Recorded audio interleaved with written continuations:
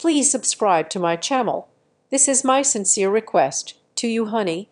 I arrived at 6:12 in the morning just as the bulldozer lunged at the steel door. My uncle stood there clutching papers and grinning like he had won the lottery. He claimed the warehouse was abandoned, but when I snatched the permit, his name was nowhere on the owner line. Instead, I saw a forgery of my own signature under the consent to demolish. This was not a tear down. It was a framed job. My name is Kendall Graham, and at 35 years old, I knew exactly what panic tasted like. It tasted like stale coffee and the metallic tang of adrenaline hitting the back of my throat. I was doing 70 mph in a 40 zone, my knuckles white against the steering wheel of a Ford Fusion that had seen better decades, let alone better days. The heater rattled, blowing lukewarm dust into my face, but I was shivering. The text message had come in at 5:45 in the morning, buzzing against the nightstand like an angry hornet. It was from an unknown number.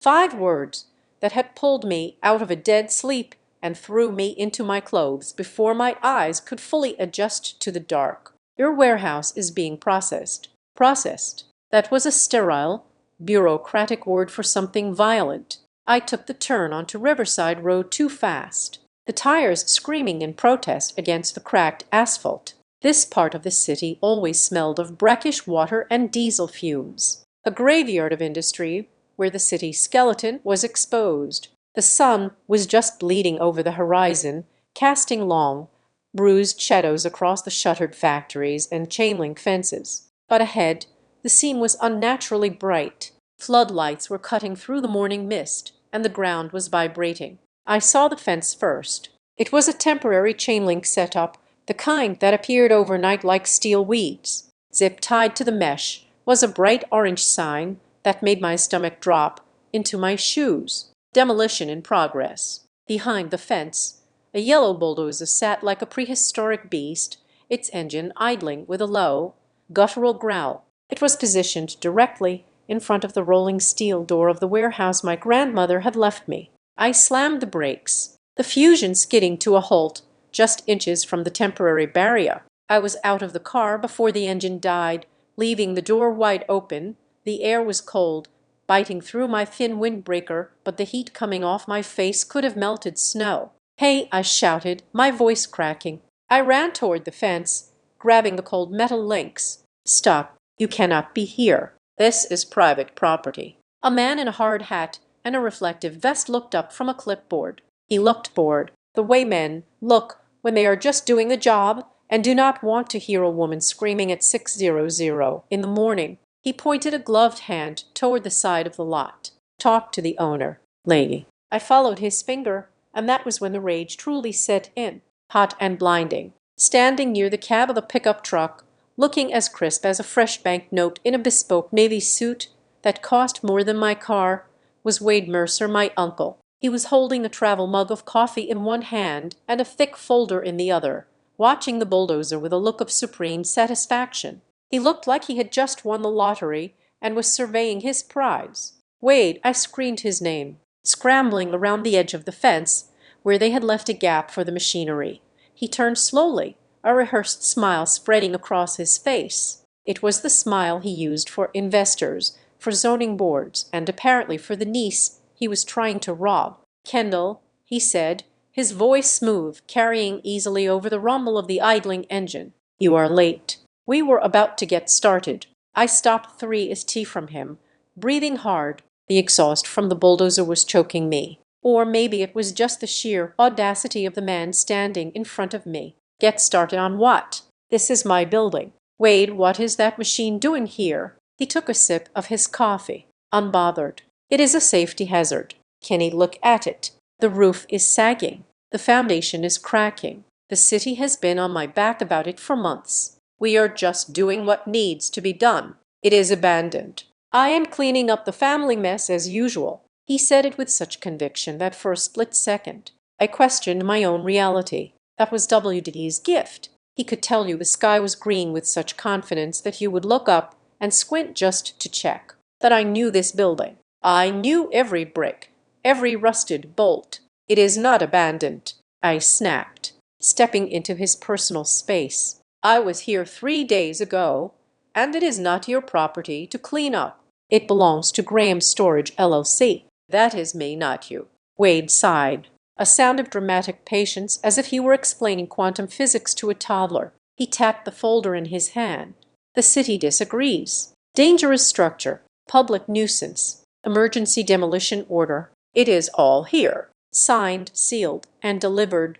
I tried to call you, Kendall, but you never pick up, so I handled it. Let me see it." I did not wait for him to offer. I lunged for the folder. WDE tried to pull it back, a flash of annoyance breaking his composure, but I was faster and fueled by pure desperation. I ripped the file from his grip, papers crinkling in my fist. "Careful," he warned, his voice dropping an octave. "That is official city documentation." I ignored him, my hands shaky as I flipped open the cover. My eyes scanned the pages frantically, looking for the lie.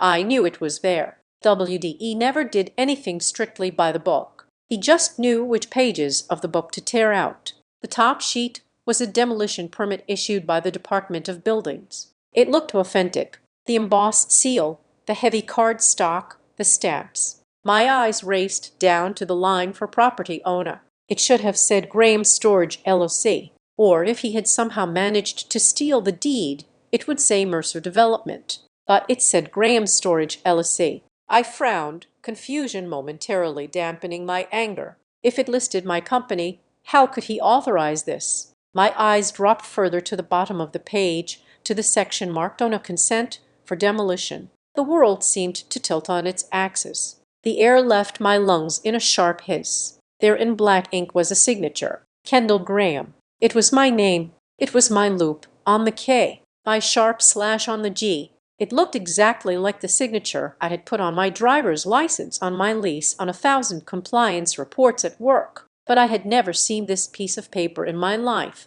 I looked up at him, my vision blurring at the edges. "You forged my signature." WDE chuckled, a dry, humorless sound. "Do not be dramatic. You probably signed it weeks ago in that pile of transfer papers Mom sent over. You forget things, Kendall. You are stressed. It happens." "I did not sign this," I said, my voice low and dangerous. "I would never sign this." WDE stepped closer, lowering his voice so the demolition crew could not hear. "It is done, Kendall. The permit is active. The crew is paid. You are going to walk away, and we are going to turn this eyesore into something that actually makes money. I am doing you a favor. You cannot afford the taxes on this place anyway." I turned away from him, pulling my phone from my pocket. My fingers fumbled over the screen as I dialed 911. "Who are you calling?" Wade asked, sounding more bored than worried. "The police," I spat. "This is fraud. This is trespassing." "Go ahead," Wade said, checking his watch. "It is a civil dispute, Kenny. By the time they file a report, this pile of bricks will be rubble." I held the phone to my ear, watching the foreman climb into the cab of the bulldozer. "Wait!" I screamed at the worker, waving my free hand. "Do not move. Police are on the way." The foreman hesitated, looking from me to Wade. Wade gave him a sharp nod. "Proceed. We are on the clock." The engine roared, a cloud of black smoke puffing into the air. The metal tracks clanked as the machine lurched forward, closing the distance to the steel door. I screamed into the foam. "I am at 404 Riverside Row. There is an illegal demolition in progress.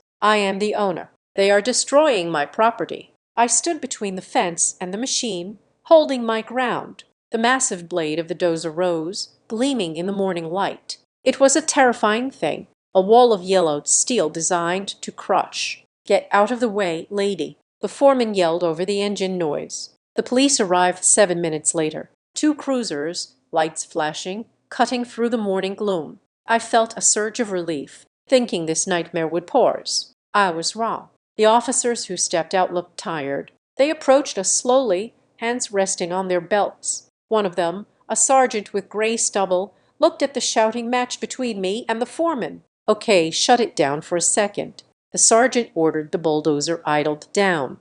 "Officer," I said, stepping forward, thrusting the clipboard I had stolen from Wade toward him. "This man is trying to bulldoze my building. He forged my signature on this permit. I am the owner. I did not consent to this." The sergeant took the clipboard. He looked at the permit, then at Wade.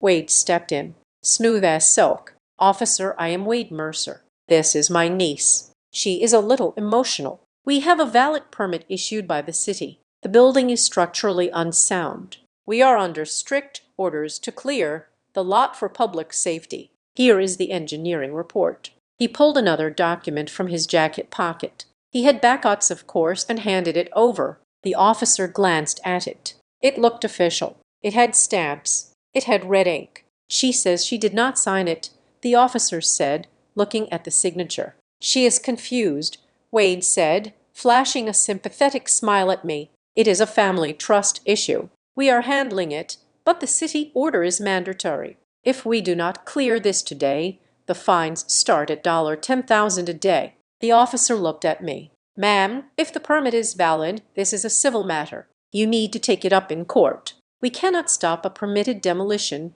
based on a verbal claim of forgery." "But it is right there," I pleaded, pointing at the paper. "I am telling you that is not me. You have to stop them." "We can take a report," the officer said, handing the clipboard back to Wade. "But we cannot obstruct a city safety order without an injunction." Just then, a white sedan pulled up to the curb, tires crunching on the gravel. The door opened and a man in a neon yellow vest with city building inspectors stenciled on the back stepped out. He moved with a suspicious amount of urgency. I had dealt with city inspectors before in my job. They were usually overworked, slow, and impossible to get on the phone. This man had arrived within 15 minutes of the machinery starting. That was not efficiency. That was an appointment. "What is the holdup?" the inspector barked, marching over. "I am Inspector Vance. We are on a tight schedule here. This structure is a level 4 hazard. Why is that blade not moving?" I stepped in front of him. "I am the owner. This permit is based on a forged signature." Inspector Vance did not even look at me. He looked at the sergeant. "Officer, remove this civilian from the safety zone. If she obstructs this demolition, she is liable for endangering public welfare. We have a collapse risk here." He turned to me then, his eyes cold and hard behind wire-rimmed glasses. "Ma'am, you are trespassing on a demolition site. If you do not move your vehicle and step back behind the barrier, I will have you cited for obstructing a municipal operation. The fines are substantial." The walls were closing in. WDE stood there with his arms crossed. The police were backing off, deferring to the city official. The inspector was practically pushing me back with his glare. I realized then that shouting would not work. Tears would not work. The law, in this specific twisted moment, was not on my side because the law was reading the paper, not the truth. "I need a minute," I said, my voice shaking. I need to get my things." "It is an empty warehouse," Wade said, checking his watch again. "You said so yourself, Kendall. There is nothing in there but rats and dust." I looked at him. The way he said empty made the hair on my arms stand up. He was too insistent. He wanted that building gone, and he wanted it gone fast. I took a step back, pulling my phone out again. I did not call anyone.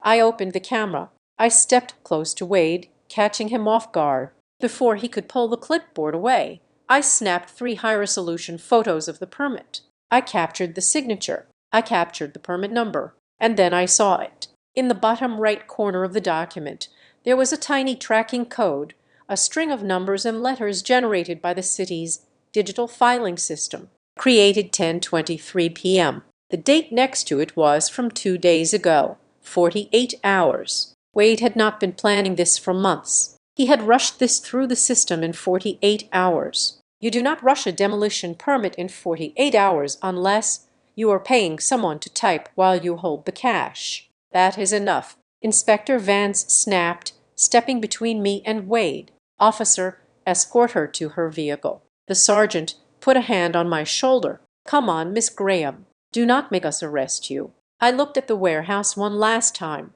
The morning sun was hitting the rusted corrugated metal. It looked tired. It looked old. But inside, behind those walls, was the only thing my grandmother had explicitly told me to protect. WDE was lying. He said it was empty. He said it was dangerous. But you do not bring a bulldozer at 6:00 in the morning for safety. You bring a bulldozer to bury something. I shook off the officer's hand and walked backward toward my car. "Go ahead," I said, staring straight at Wade. "Knock it down." WDE's smile faltered for just a fraction of a second. He did not expect me to yield. He expected me to cry. I got into my Ford Fusion and slammed the door. As I put the car in reverse, the bulldozer engine roared again, louder this time. I watched through the windshield as the metal blade smashed into the side of the building. The sound was like a scream, metal tearing and brick crumbling. WDD was not clearing land.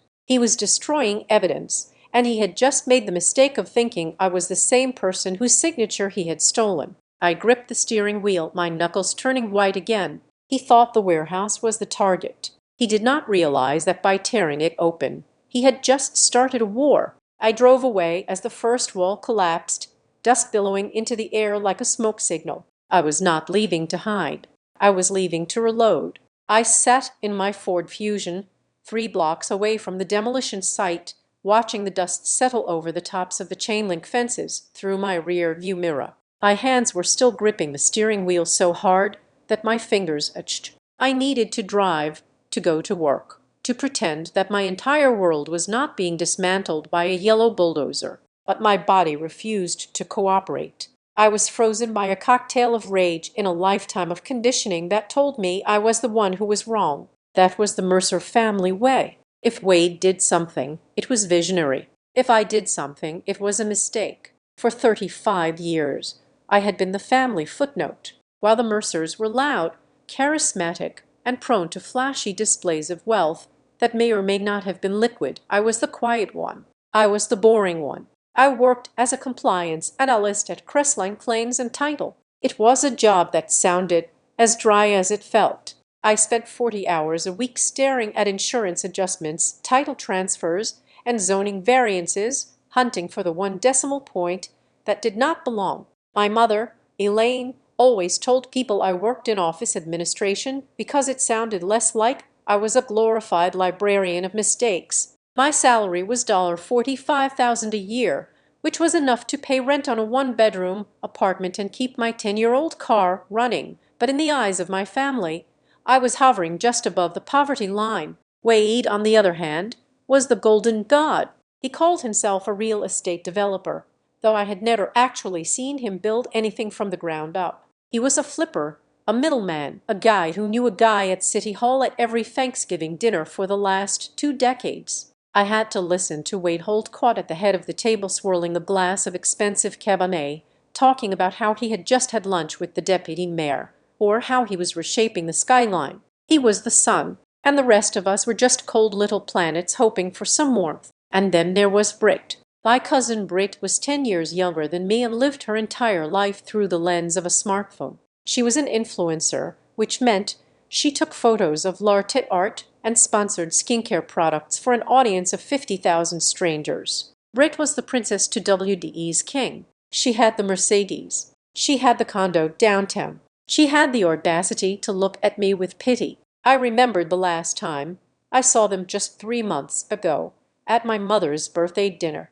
I had mentioned I was going to the warehouse on the weekend to sort through some boxes. Brit had laughed, a tinkling, cruel sound that stopped the table conversation. She asked why I still held on to that pile of garbage. She said I was hoarding a literal ruin. She told me it was embarrassing that the only asset in my name was a breeding ground for tetanus. WDE had joined in, shaking his head with mock sympathy. He told me that holding on to dead assets was why poor people stayed poor. He said I should let him take it off my hands for a nominal fee, just to save me the liability insurance. They did not understand. They never understood. My grandmother, Rose Mercer, had been the only one who saw through the smoke and mirrors of her own son. When she passed away 5 years ago, the family expected Wade to get everything. Instead, she had quietly transferred the deed of the old industrial warehouse on Riverside Row into a limited liability company called Graham Storage, and she had named me the sole member.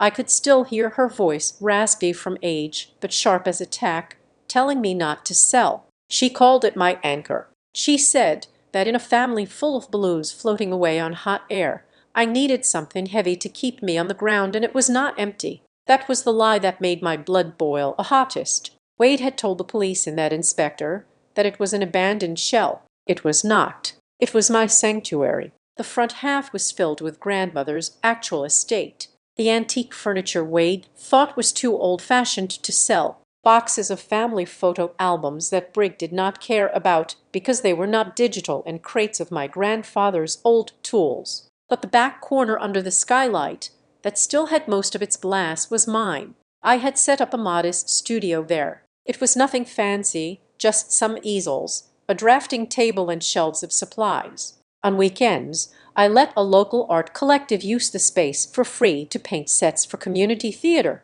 It was not a cracked den. It was not a collapse hazard. It was a quiet, dusty, beautiful place where I felt like I actually owned a piece of the world. I finally put the car in gear and drove, but I did not go to work. I called my supervisor at Crestline and told him I had a family emergency. It was the truth. The emergency was that my family was trying to rob me. I drove to a diner on the edge of town, ordered a black coffee, and opened my laptop. I needed to stop thinking like the victim and start thinking like a compliance analyst. WDD was greedy, but he was not stupid. He would not risk a felony forgery charge just to clean up an eyesore. He did not care about safety. Wade cared about leverage. I pulled up the city's urban planning maps on the public domain. It was slow, clunky software, but I knew how to navigate it better than most city employees. I zoomed in on Riverside Row. For years it had been zoned as light industrial, low value, high tax, hard to develop. But then I saw it. There was a proposed amendment to the zoning code filed 6 weeks ago, scheduled for a final council vote next month. The proposal was to rezone the entire Riverside waterfront district to mixed-use residential and commercial. My heart hammered against my ribs. If that zoning passed, the land my warehouse sat on would not be worth $200,000 as a storage lot. It would be worth $3 million as a site for luxury condos with river views. WE knew.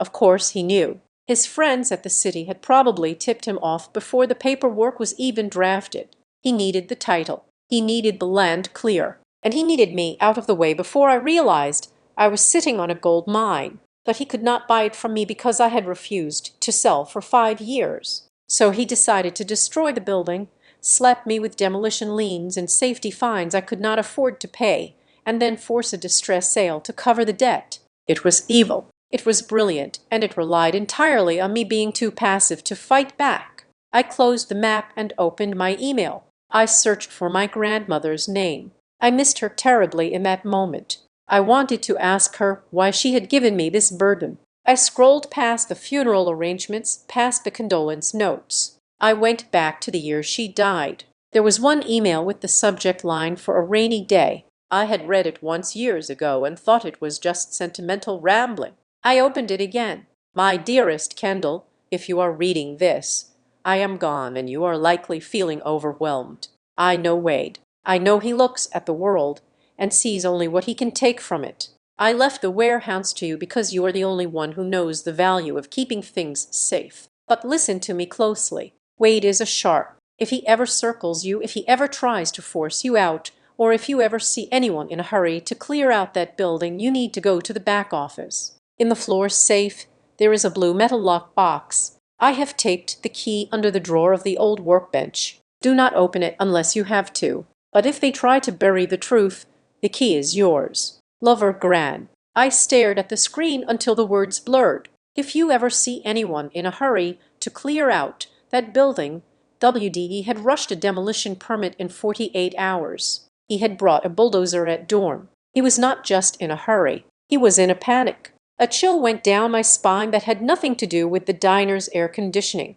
This was not just about the zoning. Wade could have just offered me $500,000, and I might have considered it. But he went straight to destruction. He went straight to a felony. Why? Because there was something in that warehouse he did not want me to find. Or there was something he wanted to destroy before anyone knew it existed. The blue lock box. I closed my laptop with a snap. My hands were steady now. The sadness was gone, replaced by a cold, sharp clarity. WDE thought he was dealing with Kendall, the failure. Kendall, the poor relation who would cry and sign whatever he put in front of her to make the shouting stop. He thought he was dealing with the black sheep, but he had forgotten what I did for a living. I did not build things. I audited them. I found the cracks in the foundation.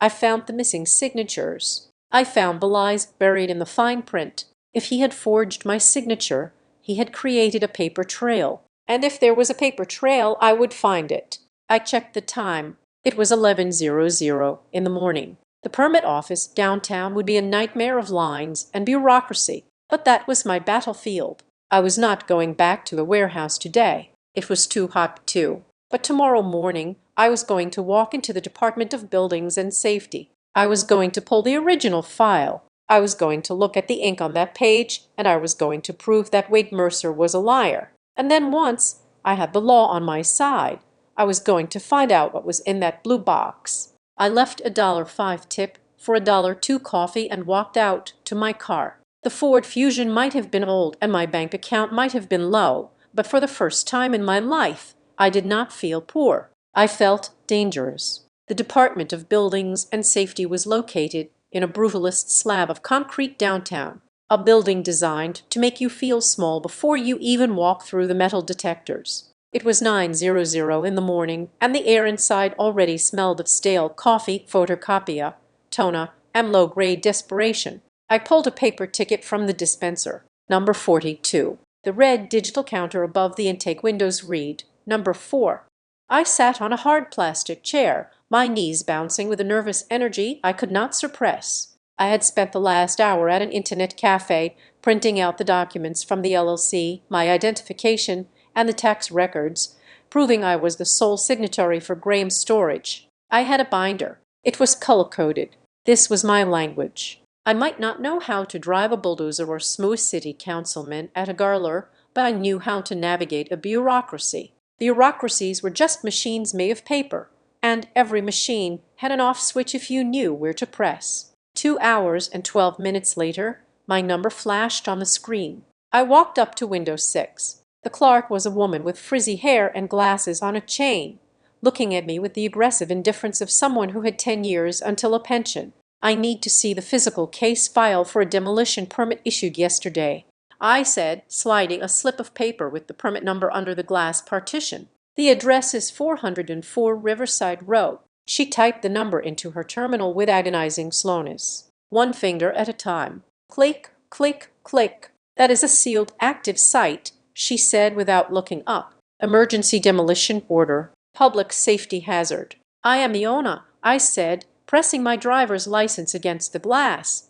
and I did not file that permit. I want to know who did. She squinted at the screen. The system says the applicant is Calhoun Redevelopment Partners. The name meant nothing to me. It sounded like a shell company, generic and sterile. Who is the signatory for Calhoun? I asked. She sighed, finally looking at me. Ma'am, I cannot give you personal details of a third-party applicant. That is privacy policy. I felt the heat rising in my neck, but I forced it down. Losing my temper here would get me escorted out by security. I needed to be the smartest person in the room, not the loudest. It is my property, I said, my voice level. If a third party filed a permit on my land, they committed fraud.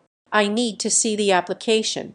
I need to see the wet signature on the consent form. We do not have the physical file here, she said, already reaching for the button to call the next number. It is in processing with the field team. You can file a dispute online. It takes 6 to 8 weeks. I did not move. I am not filing a dispute, I said, pitching my voice to carry just enough that the supervisor at the back desk looked up. I am filing a request under the Freedom of Information Act and the State Public Records Law. I want the immediate release of all documents, correspondence, and photos related to permit number D7729. I am also formally notifying you that any destruction of these records is a felony offense. The clerk froze. The magic words had been spoken. You could yell at city workers all day. But when you cited the specific statutes regarding public transparency and record retention, the atmosphere changed. The supervisor stood up. She was a tall woman in a sharp gray suit that looked out of place among the polyester uniforms. Her name tag read Darla Clean, Senior Case Manager. She walked to the window, her heels clicking on the linoleum like hammer strikes. She dismissed the clerk with a nod and looked at me. Her eyes were cool, intelligent, and entirely unamused. "You are MS. Graham?" she asked. "I am." Darla Klein looked at my binder, then at my face. She was assessing me, calculating how much trouble I was going to be. "We processed that permit on an expedited basis because the structural report indicated an imminent collapse risk," Darla said smoothly. "We do not usually hand over raw files while an operation is active. Usually is not the law." MS. Clean, I countered. "The law says I have access to records regarding my own property within 24 hours. I am here now. I will wait." She held my gaze for a long moment. It was a silent duel. She was trying to intimidate me to make me feel like a nuisance who was interfering with serious city business, but I stared right back. I dealt with compliance audits for a living. I knew how to hold a stare. "Fine," she said, her lips thinning, "but you cannot remove anything from the office. You can view it in the side room. No photos of staff." She disappeared into the back. 20 minutes later, she returned with a thick manila folder. She placed it on a table in a small glass-walled room off the main lobby. "You have 30 minutes, she said. I opened the file. My heart was hammering, but my hands were steady. The first few pages were standard. Application forms, fee receipts paid in cash, which was unusual for a legitimate developer. And then I found the engineering report that justified the emergency demolition. It was signed by a structural engineer I had never heard of, someone named Arthur P. Vance. The report was filled with dire terminology: catastrophic load failure, eroded foundation, severe water damage. Then I turned the page to the photographic evidence. There were 6 glossy photos stapled to a card. They showed a brick wall with a massive crack running down the center, a rotted wooden beam hanging from a ceiling, and a pile of debris that looked like a collapsed roof. I stared at the first photo. Something was wrong. I leaned closer, squinting at the details. The photo showed a brick column with the number 14 stenciled on it in faded white paint. My warehouse only had 10 columns.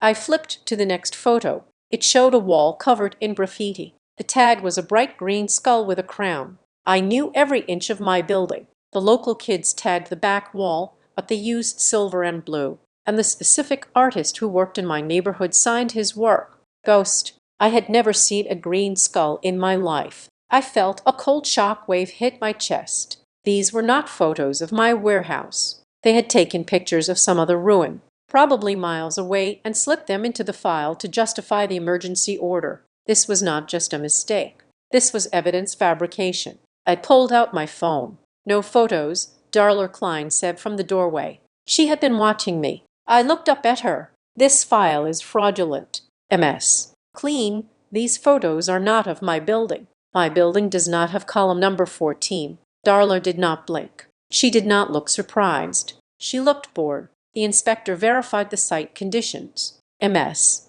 Graham, if you disagree with the assessment, you can hire your own engineer to file a counter-report. But until then, the city stands by its findings." She reached for the file. I slammed my hand down on top of it. "I am not done. You are wasting your time," she said, her voice dropping to a near whisper. "And you are making a lot of noise about a building that is going to come down anyway. Sometimes it is better to just let the system work. Is that advice?" I asked, or a threat. She smiled, but it did not reach her eyes. "Just an observation. Your 30 minutes are up." I left the office shaking, but not from fear. I was shaking with the thrill of the hunt. They had slipped up. They were arrogant. They thought nobody would look closely at the before photos once the building was a pile of rubble. I needed an expert.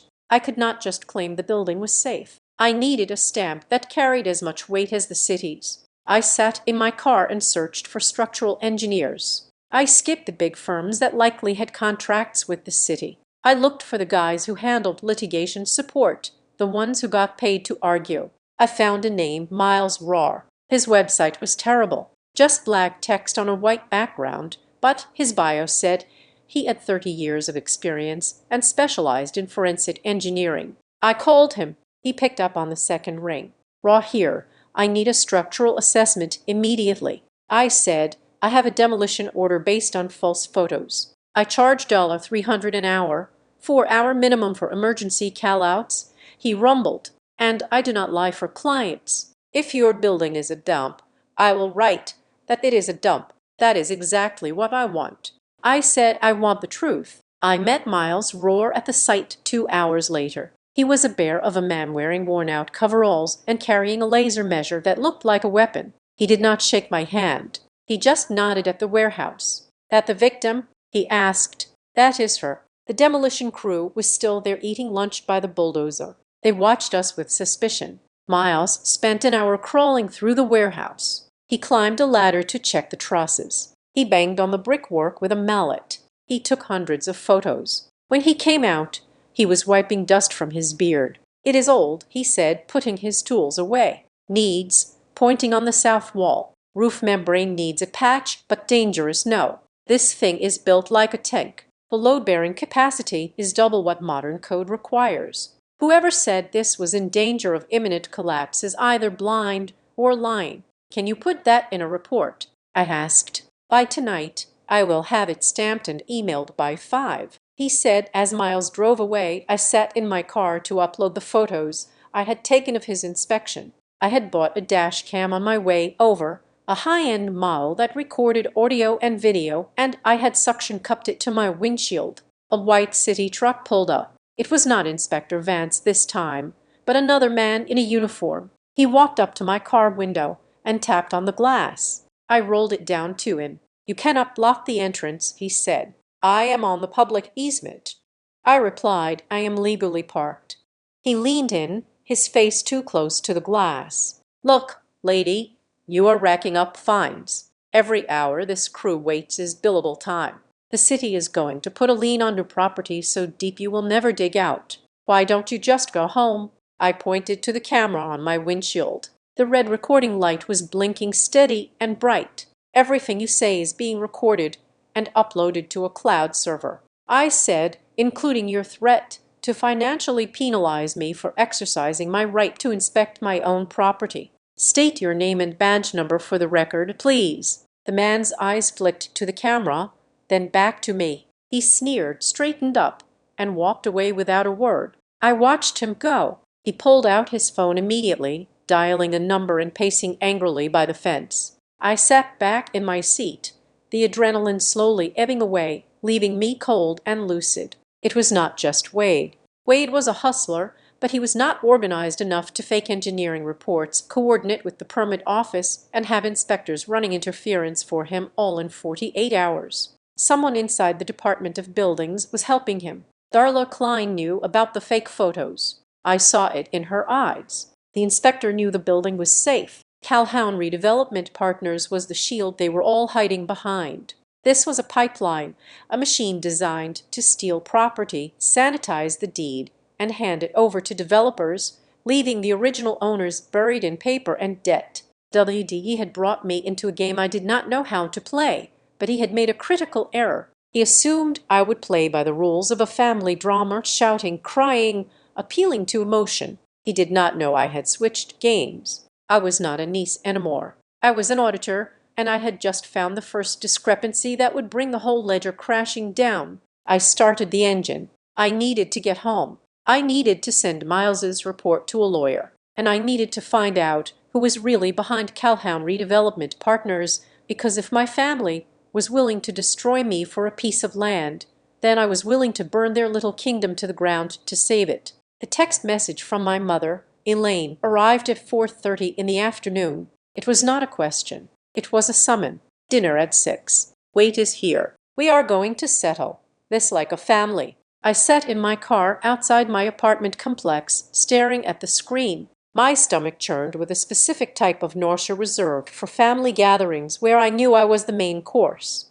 I wanted to drive in the opposite direction, perhaps until I hit the ocean, but I knew I could not. If I did not show up, Wade would spin the narrative unchecked. He would paint me as the hysterical, ungrateful niece who was obstructing his benevolent attempt to save the family from financial ruin. I had to go. I had to be the rock in the stream of their madness. My mother lived in a pristine beige stucco house in the suburbs, a place where the lawns were manicured to within an inch of their lives, and silence was considered a virtue. I parked the Ford Fusion behind WD's massive black truck. It looked like a predator sitting in the driveway. When I walked inside, the smell of pot roast hit me. It was the scent of my childhood Sundays, a smell that used to mean safety, but now just smelled like obligation. They were already seated at the dining room table. Wade was at the head, of course, a napkin tucked into his collar, looking for all the world like a king holding court. My mother sat to his right, her hands clasped nervously on the tablecloth, and across from her sat my cousin Britt. Britt did not look up when I entered.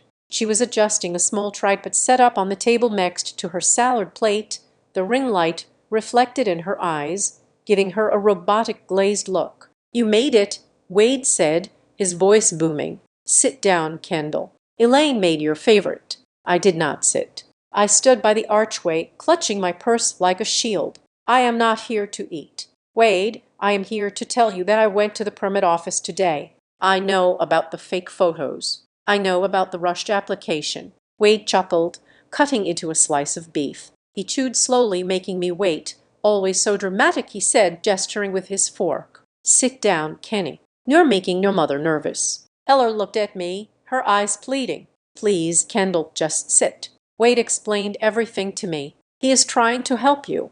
I looked at my mother. She was 60 years old, but looked 10 years younger thanks to a rigorous regimen of denial and avoidance. She hated conflict. She would agree to set herself on fire if it meant everyone would stop shouting. "He is not helping me, Mom," I said, my voice tight. "He forged my signature on a demolition permit. He is trying to destroy the warehouse Gran left me." Elaine sighed, a long tragic exhalation. "Wade told me about the debts, Kendall. He told me the warehouse is falling down and that the city is going to find you thousands of dollars. He is paying for the demolition out of his own pocket to save you from bankruptcy. Why can't you just say thank you?" I felt the blood drain from my face. The audacity of the lie was breathtaking. "Debts?" I asked. "I do not have debts on that property. The taxes are paid. The insurance is current." Wade wiped his mouth. "You do not have debts yet," he corrected, "but you will. That place is a money pit. I am liquidating a distressed asset so we can sell the land and I can cut you a check. You should be happy. You can finally buy a car that does not sound like a lawnmower." I turned to Britt. She was whispering into her phone, her thumb hovering over the screen. "What are you doing?" I asked. Britt looked up, blinking innocently. "Just updating the fam." She turned the screen toward me. It was a live stream. The caption read, "Dealing with toxic family drama. Some people would rather hold on to trash than let others grow. Real talk family burdens. Put that away." I snapped. Britt rolled her eyes. So aggressive. "This is exactly what I was talking about, guys." She is literally yelling at me at the dinner table. I looked back at Wade. He was smiling. It was a small, tight smile that did not reach his eyes. He was enjoying this. He had the audience. He had the moral high ground. And he had the power. I reached into my bag and pulled out the print out of the permit I had photographed. I slammed it onto the table right next to the gravy boat. "Explain this," I demanded. "That is not my signature. That is a felony. Wade, it is called forgery." Elaine flinched as if I had thrown a grenade. "Kendall, stop it. Stop throwing papers around." WDE did not even look at the paper. He took a sip of his wine. "Paperwork is just paperwork, Kendall," he said dismissively. "In the real world, in the world where big boys do business, it is about intent. My intent is to develop that land. The city agrees with me. The neighbors agree with me. The only person standing in the way of progress is you. It is illegal." I insisted, feeling like I was speaking a foreign language. "You cannot just fake consent because you think you know better." Wade leaned forward, his elbows resting on the table. The jovial uncle mask slipped, revealing the shark beneath. "You think a judge cares about a signature when the building is already gone?" he asked softly. "By the time you get a court date, that warehouse will be a parking lot. And who are they going to believe, me, a respected developer with a track record of improving this city, or you, a low-level analyst who hoards a dangerous ruin out of spite. I am not hoarding it, I said, fighting to keep my voice steady. It is my property, and I know why you want it gone so fast. I saw the zoning proposal. Wade froze for the first time. The fork paused halfway to his mouth. I know about the reasoning. I continued, pressing my advantage. I know the land is going to triple in value next month. You are not trying to save me. You are trying to steal the equity before I figure out what it is worth. Wade put the fork down. The silence in the room was heavy, suffocating. Even Britt stopped tapping on her phone. You think you are so smart, Wade hissed, his voice dropping to a low growl. You sit in your little cubicle checking boxes, thinking you understand how the world works. You have no idea what is at stake here. I know you are greedy, I said. Greed. Wade laughed, a harsh barking sound. It is not about greed, you stupid girl. It is about survival. If that warehouse stays standing, if people start poking around inside those walls. He stopped. I watched his eyes. They flickered. He had said too much. If people start poking around inside what I asked, my heart beating faster. Wade composed himself, picking up his wine glass again. The liquid swirled, dark red like blood. Nothing, he said. It is a safety hazard. That is all. But I had heard him. He did not say if the deal falls through. He did not say if we miss the market window. He said if people start poking around. He was afraid of something inside the building. Wade took a long drink, then set the glass down with a deliberate clink. Let me give you some advice, Kendall, because despite your behavior, you are still family. He leaned back, crossing his arms. I know your boss at Crestline. Gary, isn't it? We play golf at the club on Tuesdays. My stomach dropped. Gary is a good man, Wade continued, his eyes locking onto mine, but he relies on my recommendation for a lot of his commercial title business. If I were to mention that his compliance analyst is unstable, litigious, and potentially involved in insurance fraud regarding a dilapidated property, well, I imagine your position might become redundant very quickly. I stared at him. He was threatening my livelihood. He was threatening to burn my entire life down just to get his way. Hello looked down at her plate. She heard it. She heard him threaten me, and she said nothing. She just cut her roast beef into tiny, manageable pieces. That was the moment the last thread of familial obligation snapped. I looked at my mother shrinking into her chair. I looked at Brick performing her victimhood for an audience of strangers. And I looked at Wade, the monster who wore a suit. I did not scream. I did not flip the table. I picked up the photo of the permit, folded it neatly, and put it back in my purse. Enjoy your dinner, I said. Where are you going? Elaine cried out, half rising from her chair. Kendall, please just apologize to your uncle. Let him handle it. I walked to the door. I am going to handle it. Mom, my way. I heard Wade's voice as I opened the front door. Walk away, Kendall. But remember what I said. Monday morning, that building comes down, and if you are in the way, you get buried with it. I closed the door on them. The night air was cool, but I was burning up. I sat in my car for a moment, breathing deeply, waiting for the shaking to stop. Wade had made a mistake. He thought threatening my job would make me back down. He thought fear was a leash, that he had given me the one thing I was missing, confirmation. If people start poking around. There was something in the warehouse that Wade was terrified of. It was not just the land value. It was evidence. I looked at the digital clock on the dashboard. 8:15. I was not going home. I put the car in gear and drove toward Riverside Row. The industrial district was pitch black at night, save for the occasional flicker of a street lamp that had not been shot out. I parked the Fusion 2 blocks away, tucked behind a dumpster in an alley. I did not want the demolition crew or the private security Wade had likely hired to see my car. I changed into the sneakers I kept in the trunk and pulled on a dark hoodie. I felt ridiculous, like I was playing a character in a movie. But the reality of WD's threat made everything feel sharp and immediate. This was not a game. This was war. I approached the warehouse from the rear, moving through the overgrown weeds of the adjacent lot. The chain-link fence the crew had erected did not go all the way around the back. They had gotten lazy, assuming the riverbank was a natural barrier, but I knew the path along the retaining wall. I had played here as a kid while Gran did inventory. The massive silhouette of the warehouse loomed against the night sky. It looked wounded, the scar where the bulldozer had hit the door visible even in the dark. I reached the back access door. It was rusted shut to the casual observer, but I knew the trick. You had to lift the handle up, not push it down. I held my breath and lifted. The mechanism groaned, a low protest of metal on metal. I froze, listening. From the front of the lot, I could hear the murmur of voices. Security guards. They were smoking.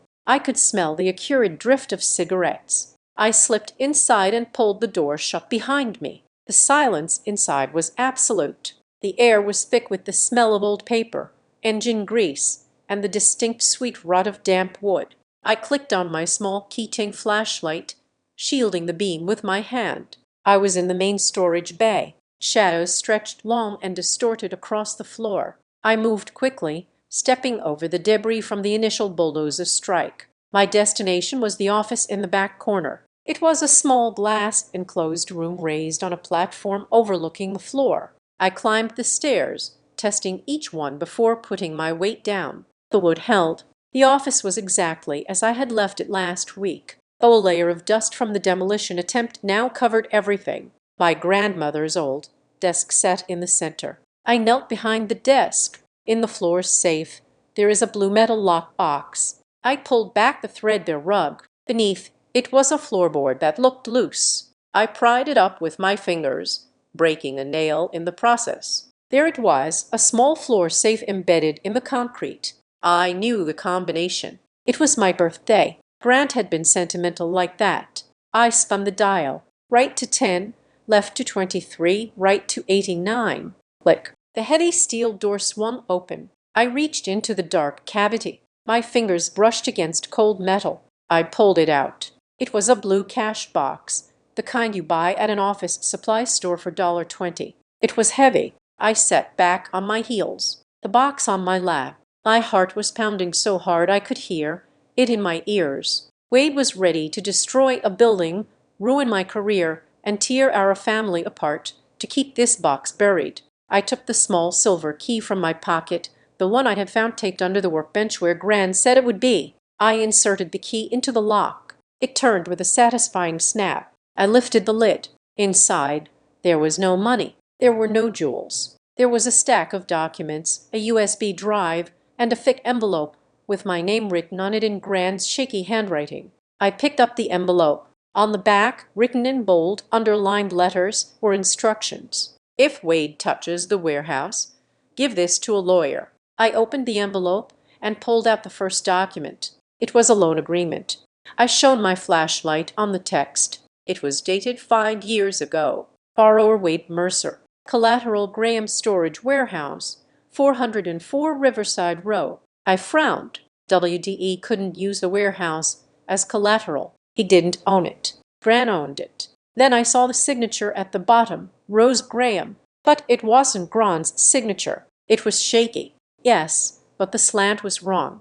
It looked like someone trying to write like an old woman. I flipped to the next page. It was a transcript of a recording and then a title report that looked doctored. I realized then what I was holding. Wade hadn't just forged my signature yesterday. He had been forging signatures for years. He had taken out a massive loan against this property before Grant even died using fake authorization. If the warehouse was sold or demolished legally, the title search would be superficial. The loan would be paid off from the proceeds and the fraud would disappear. But if I kept the warehouse, the loan would eventually come due.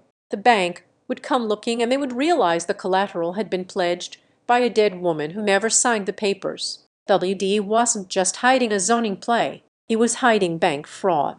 He was hiding a felony that carried a 10-year prison sentence. I closed the box and hugged it to my chest. Outside, a flashlight beam swept across the high windows of the warehouse. "Did you hear that?" a voice shouted from the yard. I clicked off my light.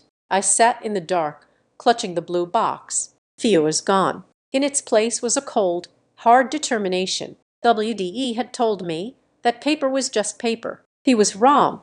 This paper was a weapon, and I was about to aim it right at his heart. The beam of my flashlight cut through the dusty air of the office like a scalpel. Outside, The voices of the security guards had drifted toward the front gate, their laughter fading into the hum of the distant highway. I was alone in the dark, but the silence inside the warehouse felt heavier than usual. It was the silence of a tomb that had just been cracked open. I sat on the floor with the blue cash box in my lap. Inside, nestled next to the loan agreement I had just glimpsed, was a small brass tape. It was taped to a piece of cardstock with a single word written in my grandmother's distinctive looping script: evidence. I knew exactly what this key opened. In the corner of the office, buried under a stack of old architectural blueprints and moth-eaten drop-cloths, stood a gray metal filing cabinet. It was an ugly utilitarian thing that had been there since the 80s. I had ignored it for years, assuming it held nothing more than expired invoices and tax returns from the Clinton administration. I crawled over to it, keeping below the window line. As I pulled the dusty canvas away, I saw something that made my blood run cold. Across the seam of the top drawer, someone had slapped a red adhesive label sealed per court order. "Do not open." I froze. A court order. I leaned closer, shining the light on the sticker. The paper was cheap, peeling at the corners. The font was standard Arial, printed on what looked like a home inkjet printer. There was no case number, no judicial seal, no issuing county. It was a prop. Wade had been here. Here one of his lackeys had put this sticker, here, to scare me off. They relied on the fact that Kendall, the good girl, Kendall, the rule follower, would see a legal warning and back away with her tail between her legs. But they forgot that my job was to analyze legal documents for a living. I knew what a real seal looked like. This was a sticker you could buy at an office supply store. I jammed the brass key into the lock of the filing cabinet. It turned with a harsh, grinding click. I ripped the sticker in half as I pulled the drawer open. It was not full of old tax returns. It was arranged with the precision of a criminal defense file. Front and center was a thick manila envelope. On the front, Grant had written, "If Wade touches the warehouse, give this to a lawyer." My hands were shaking, not from fear, but from a sudden, overwhelming wave of grief. She had known for years that her son was a vulture, and she had spent her final days building a fortress of paper to protect me. I opened the envelope. First came the title report.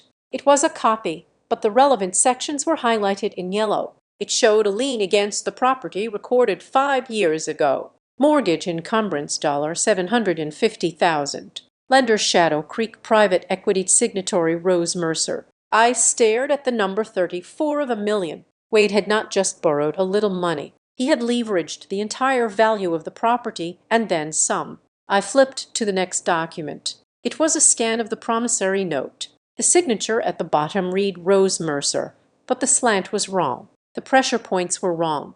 It was a forgery, and not even a particularly good one. Then I found the USB drive. It was taped to the bottom of the file folder. I pulled my laptop from my backpack. The screen glowed blue in the darkness, illuminating the dust motes dancing in the air. I plugged in the drive. There were 3 folders: emails, invoices, and audio. I opened the audio folder first. There was a single file dated 6 months before Gran died. I put my earbuds in and clicked play. The sound of static filled my ears, followed by the clinking of teacups. Then my grandmother's voice, frail but steady. "I am not signing it. Wade, I told you no." Then Wade's voice. He sounded younger, more desperate, stripped of the polished veneer he wore at dinner parties. "Mom, you do not understand. The market is shifting. I am overextended on the Bayside project. I just need you to sign the restructuring agreement. It is just paper. It releases the equity so I can float the loan for another 6 months. It is not just paper." Gran snapped. "It is theft. I saw the bank statements you tried to hide. You took a loan out on this building 3 years ago. You forged my name then, and now you want me to sign this so you can cover your tracks before the audit." "I did it for the family," WDE shouted. The audio spiked, distorting his voice. "If I default, they take everything. Do you want me to go to jail? Is that what you want?" "I want you to stop lying," Gran said, her voice dropping to a whisper that hit me harder than a scream. "I am not signing, and I am changing my will. The warehouse goes to Kendall. If you want to steal it from her, You will have to look her in the eye and do it." Kendall Wade scoffed. "She is a mouse. She won't know what to do with it. She is smarter than you," Grant said. "And she is honest. Something you forgot how to be a long time ago." The recording ended. I sat there in the dark, tears streaming down my face. I wiped them away angrily. The puzzle pieces slammed into place. Wade did not just want the land for the zoning increase. That was just the bonus. The real reason he needed the warehouse demolished immediately was the loan. The note was likely coming due, or Shadow Creek Private Equity was demanding an inspection of the collateral. If the bank inspectors came here and spoke to me, I would tell them I never authorized a loan. The fraud would be exposed. Wade would go to prison for bank fraud and forgery. But if he bulldozed the building, he could claim the structure was dangerous and had to be destroyed. The insurance policy, which he had probably taken out in secret, would pay out for the loss of the building. That money would pay off the loan. The pile of rubble would be sold to developers. The evidence of the forgery would be buried under tons of brick and steel. And the worst part, I realized what his plan was for me. He had forged my signature on the demolition permit. If the bank ever investigated, Wade would say I didn't destroy the collateral. Kendall did. "See, here is her signature on the permit. She panicked and destroyed the building to hide the fact that she was the one who took out the loan." He was going to frame me. He was going to pin $750,000 fraud on me, claiming I was the one who took the money and then destroyed the building to get the insurance payout. That was why he mentioned my job.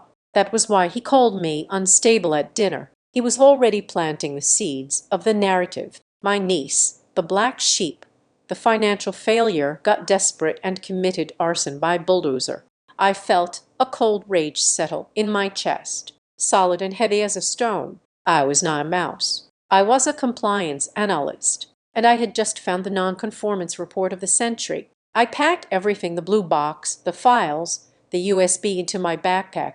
I wiped the handle of the filing cabinet with my sleeve. I slipped out of the back door, moving like a ghost through the tall grass. I did not breathe easily until I was back in my car, doors locked, driving away from the river. I drove to a 24-hour parking lot near the university, somewhere bright and public. My hands were shaking so hard I could barely hold my phone. I dialed a number I had not called in 6 months. Tessa Vaughan picked up on the third ring. Her voice was rasping.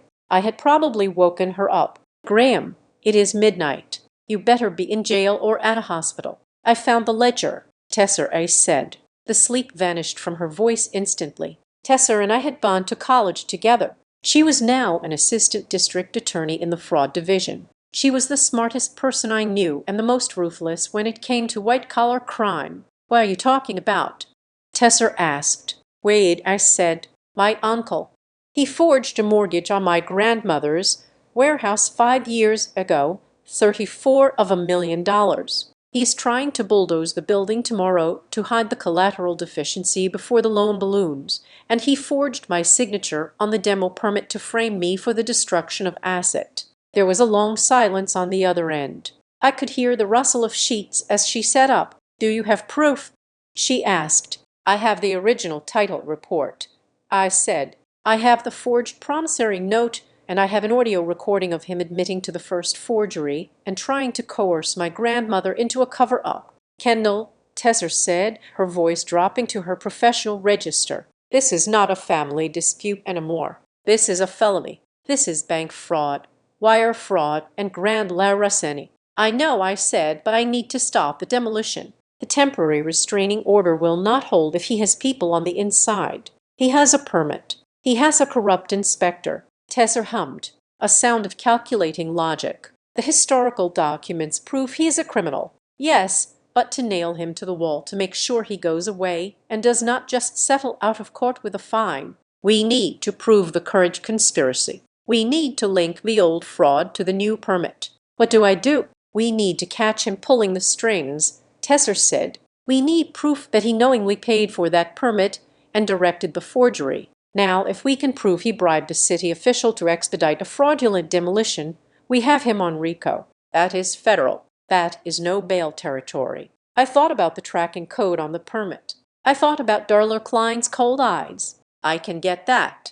I said, "Do not do anything stupid, Kendall." Tesser warned, "Bring the box to my office first thing in the morning. We will start the paperwork, but we need a kill shot. We need him to think he has won so he gets careless. He thinks he has won." I said, looking at the city skyline. "He thinks I am just a scared little girl with a pile of bricks." "Good," Tesser said. "Let him think that because when we drop the hammer, I want him to be smiling right up until the handcuffs click." I hung up. I looked at the backpack on the passenger seat. It looked like ordinary luggage, but it contained the destruction of the Mercer family legacy. WDP wanted a war. He wanted to bulldoze me off the map. He had no idea that I was the one holding the detonator. Tesservorn did not just give me legal advice. She gave me a weapon named Dante Ruiz. I met Dante at 700 the next morning in a coffee shop that smelled of burnt toast and wet pavement.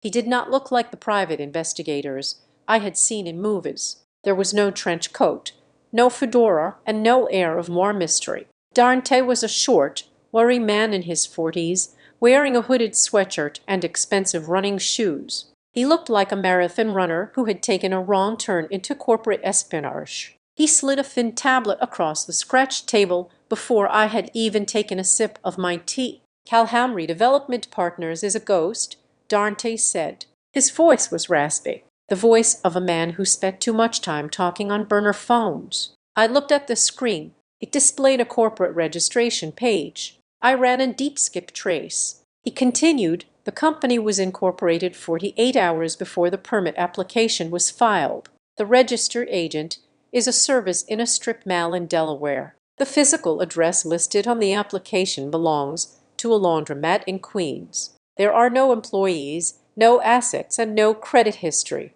It is a shell." "Kendall, a paper mask." I nodded, feeling a grim satisfaction. I knew it. Wade is hiding behind it. Dante tapped the screen. "Not just hiding. Insulation. If the demolition goes wrong or if the city sues for damages, Calhoun Redevelopment Partners declares bankruptcy and dissolves. Wade walks away clean because his name is not on a single piece of paper. He is using a burner company to destroy your property. We need to link him to it." I said, "We need to prove he is the one pulling the strings. I am working on the money trail." Dante said shell companies cost money to set up. Someone paid the filing fees. Someone paid the registered agent. I will find the credit card or the bank transfer, but that takes time. "What is your timeline?" "The bulldozer is parked at my front door." I said, "I have hours, not days." "Then you need to stop the clock," Dante said, closing the tablet cover. "You need a judge to freeze the site." I spent the next 3 hours in the stifling atmosphere of the county courthouse, huddled in a conference room with Tesser. She had taken a personal day to help me file for an emergency temporary restraining order. We were armed with the structural report from Miles Raw and the evidence of the fake photos. The hearing was at 1:30 in the afternoon. It was not a trial, just a hearing in chambers before Judge Harrison, a man who looked like he had been carving stone tablets when the 10 Commandments were written. Wade was not there. Instead, he had sent a lawyer, a man named Sterling, who wore a suit that cost more than my annual salary. "Your Honor," Sterling began, his voice dripping with condescension, "this is a frivolous attempt to obstruct a necessary public safety measure. The structure in question is a death trap. My client, acting as a concerned family member and developer, is simply trying to mitigate a hazard." "He is not the owner," Tesser countered, her voice sharp and clear, "and the hazard is fabricated. We have a certified report from an independent structural engineer stating the building is stable. The photos in the city file are fraudulent." Judge Harrison peered over his spectacles. "Fraudulent photos. That is a serious accusation. MS. Vorn, we have proof," Tesser said, handing over Miles's report and the side-by-side comparison of the graffiti. "The photos in the permit file are not of the Graham storage warehouse. This permit was obtained under false pretenses." The judge frowned, looking at the documents. "Mr. Sterling." Sterling did not flinch. He reached into his briefcase and pulled out a single sheet of paper. "We dispute the claim that Mr. Mercer has no authority, Your Honor. While MS. Graham is the technical owner of the LLC, She executed a limited power of attorney 6 months ago, granting Mr. Mercer full authority to manage real estate assets in the event of, and I quote, financial distress or inability to manage estate affairs. He slid the paper toward the judge. My heart stopped. A power of attorney. I had never signed a power of attorney. "Let me see that," I said, my voice rising. Sterling slid a copy toward me. I looked at the document. It was dated January 15th. It gave Wade Mercer absolute power to sell, lease, or demolish property owned by Graham Storage, LLC, and at the bottom was my signature. It was perfect. It was not the shaky forgery I had seen on the loan documents in the blue box. This was sharp. It had the slight hesitation on the upstroke of the K. It had the specific heavy dot on the I and my middle name. It looked exactly like the signature I used on my tax returns. "It is a forgery," I whispered. Sterling smiled. "It is notarized. MS. Graham." I looked at the notary stamp. Elena Rotover. I did not know an Elena Rotover. "This is a lie," I said, looking at the judge. "I never signed this. I was in Chicago on January 15th for a compliance conference. I can prove it with flight records." Judge Harrison looked at the paper, then at me. "MS. Graham, a notarized affidavit carries significant weight. However, given the conflicting engineering reports and the allegation regarding the photos, I am granting a temporary stay. The demolition is paused for 72 hours. "Only 72 hours?" Tesser asked. "That is the standard for an emergency TRO. The judge said, you have 3 days to bring me definitive proof that this power of attorney is invalid or that the permit was illegally obtained. Otherwise, the order dissolves and Mr. Mercer is free to proceed." We walked out of the courthouse into the blinding afternoon sun. I felt sick. "He is getting better at it," I said to Tesser. "That signature, it was terrifying. It looked like mine." "It is a digital lift," Tesser said, her face grim. "He probably took a high-resolution scan of your signature from a birthday card or an old check, cleaned it up in Photoshop, and printed it onto the document. It is hard to detect without a forensic handwriting analyst." "I have 3 days," I said. "I cannot hire a forensic analyst and get a report in 3 days." "No," Tesser said. "We need something faster. We need to catch him in the act." I went back to my apartment, but I did not rest. I turned my living room into a war room. I spread the documents from the blue box on the floor, the old forged loan, the recording transcript, and placed the new power of attorney next to them. I was a compliance analyst. Spotting discrepancies was my job.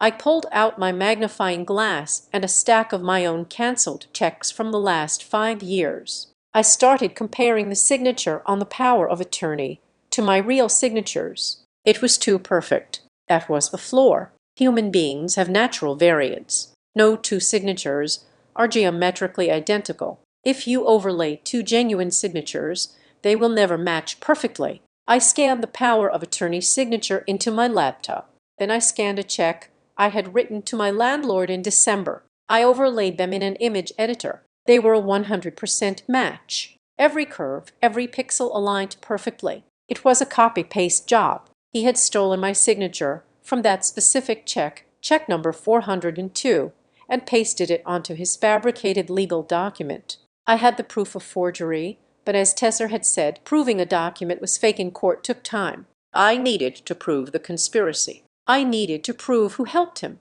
My phone buzzed. It was Dante. "Check your secure email," he said. "You are going to want to see this." I opened my laptop. Dante had sent a video file. Subject: a handoff. Time: 8:45 p.m. Location: the Onyx Room. I clicked play. The video was grainy, shot from a distance, likely from a button camera or a phone propped up on a table. It showed the interior of a dimly lit upscale bar. In the corner booth sat Wade. He looked agitated. He was checking his watch every few seconds. A woman walked into the frame. I recognized the sharp gray suit. I recognized the posture. It was Darla Clean, the senior case manager from the permit office. She sat down opposite Wade. She did not order a drink. Wade leaned in, speaking rapidly. The audio was muffled by the ambient noise of the bar. but Dante had run a filter to enhance the voices. Stalled. WDE was saying she got a Tetro. You said the paperwork was bulletproof. I said the permit was processed. Darla replied, her voice cool. I cannot control a judge. You told me she was a nobody. You did not tell me she would hire a lawyer. She is a nobody. Wade spat. She is just making noise. I need that building down by Monday. If the bank inspectors see it standing, that is your problem. Darla said. I expedited the file. I swapped the photos. I did my part. Wade reached into his jacket pocket. He pulled out a thick white envelope. It was bulky. Here, Wade said, sliding it across the table. 5,000. Just like we agreed. Make sure the file stays lost if she files another request. And tell Vance to get his ass back out there the second the Tetro expires. Darla took the envelope. She peeked inside, nodded, and slipped it into her purse. If this goes south, Wade, I do not know you, she said. The video ended. I sat back, my heart pounding against my ribs. We had him. We had the bride. We had the admission of swapping the photos. We had the connection between Wade and the corrupt city official. I called Tesser immediately. I saw it, she said, picking up on the first ring. Dante sent it to me, too. This is it right? I asked. We can arrest him. We have enough for an indictment, Tesser said slowly. But Kendall, listen to me. There was a hesitation in her voice that scared me. But, I asked, if we arrest him now, we get him on bribery and maybe document fraud. He makes bail in 24 hours. He hires a team of lawyers to suppress the video. He claims the money was a consulting fee. He drags this out for 2 years while you go bankrupt paying legal fees. Then what do? We need the felony that puts him away for 10 years without bail. Tesser said we need to catch him executing the fraud. We need him to try to destroy the building after he knows you have caught him. I do not understand. Kendall, think about the narrative he is building. Tesser said he has a power of attorney. He has a permit. If the building goes down, he is going to claim you did it. He is going to claim you destroyed the collateral to claim the insurance money because you were broke. I felt the blood drain from my face. The loan fraud. The insurance fraud. He was setting me up to take the fall for $1 million crime. He wants you to be the criminal, Tesser said. So we have to let him play his hand. We have to let him think he has won. We need him to walk into that warehouse or order that bulldozer forward while we have law enforcement watching. We need to catch him in the act of destruction. So we wait. I asked, my voice trembling. We bait him, Tesser corrected. We make him think you have given up. We make him think the TRO is going to expire and you are walking away. We make him confident. Arrogant men make mistakes when they think they have won. I looked at the documents on my floor. I looked at the signature that was mine, but not mine. Wade had spent his whole life thinking I was weak. He thought I was the good girl who followed the rules. He thought he could bulldoze my life like he tried to bulldoze my warehouse. I felt a shift inside me. The fear was still there, but it was hardening into something useful. It was becoming strategy. Okay, I said into the phone. I know how to do that. How? Tesser asked. He wants me to be the failure. I said he wants me to be the niece who could not handle the pressure. So I will be her. I will surrender. I hung up the phone. I walked over to the window and looked out at the city lights. WDE was out there somewhere, probably celebrating his cleverness, drinking expensive scotch paid for with stolen money. He wanted a show. He wanted to be the hero who saved the family from my incompetence. I would give him his show. I would give him exactly what he wanted, right up until the moment I snapped the track shut. I picked up my phone and opened the messaging app. I typed a message to Wade. You win. I can't afford the lawyer and more. Let's talk. I hesitated for a second, my thumb hovering over the send button. Once I sent this, there was no going back. I was inviting the wolf into my house. I pressed send. The response came 10 seconds later. Smart girl, come to the launch party tomorrow night. We will sign the papers. I stared at the screen. The launch party. The Mercer Horizon night. He was going to announce the project on the land he did not own yet. He was so confident. I put the phone down. I needed to sleep. I needed to be fresh for tomorrow, because tomorrow night I was going to walk into the lion's den and I was going to smile while I locked the door from the inside. I sent the text message at 4:15 in the afternoon. It was the hardest thing I had ever typed, not because the words were difficult, but because they tasted like ash in my mouth. You win. I cannot afford the legal fees anymore. I am drowning. I just want to negotiate a settlement before I lose everything. I stared at the screen, my thumb hovering over the send button. This was the white flag. This was the surrender. If Wade was the predator I knew him to be, he would not just accept it. He would want to parade it. He would want to display his victory like a trophy hunter mounting a head on the wall. I pressed send. His reply came 3 minutes later. It was not a text. It was a digital invitation. Mercer Horizon Night. The Grand Ballroom at the Western. 700. Dress to impress. We will announce the settlement to the partners. Do not be late. I looked at Tesser, who was sitting across from me at my kitchen table, wearing headphones connected to a sleek black receiver. He took the bait, I said. Tesser nodded, her face grim. Of course he did. Narcissists cannot resist an audience. He does not just want your land, Kendall, he wants your submission. He needs to show the world that he brought the rebellious niece to heel. Dante Ruiz was standing by the window, adjusting the collar of a tuxedo that looked surprisingly natural on him. He held up a small silver pin that looked like a generic piece of costume jewelry. It is a unidirectional microphone, Dante explained, handing it to me. Pin it to your lapel. It has a range of 50 ft. I will be in the room as a caterer. Tesser will be in the van outside recording the feed. Is this admissible? I asked, pinning the device to the black dress I had pulled from the back of my closet. State law allows for one-party consent if there is a reasonable suspicion of a felony in progress, Tesser said. Plus, we are not relying solely on the audio. Dante is your witness. We just need him to say it loud enough for the microphone to catch the inflection. We need the arrogance Kendall. We need him to feel so safe that he tells the truth. I arrived at the Western at 7:30. The valet line was full of luxury sedans and sports cars. A massive banner hung over the entrance. Mercer Development, reshaping the riverfront. I walked up the red carpet.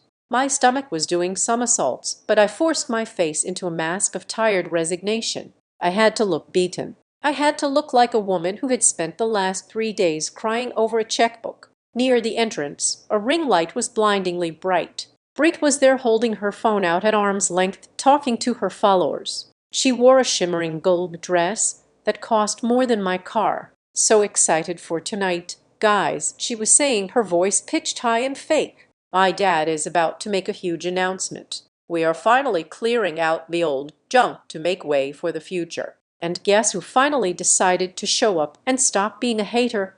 She swiveled the camera toward me as I approached. Oh, look. It is Cousin Kendall. Brit smirked. Did you finally realize that you cannot stop progress? I stopped.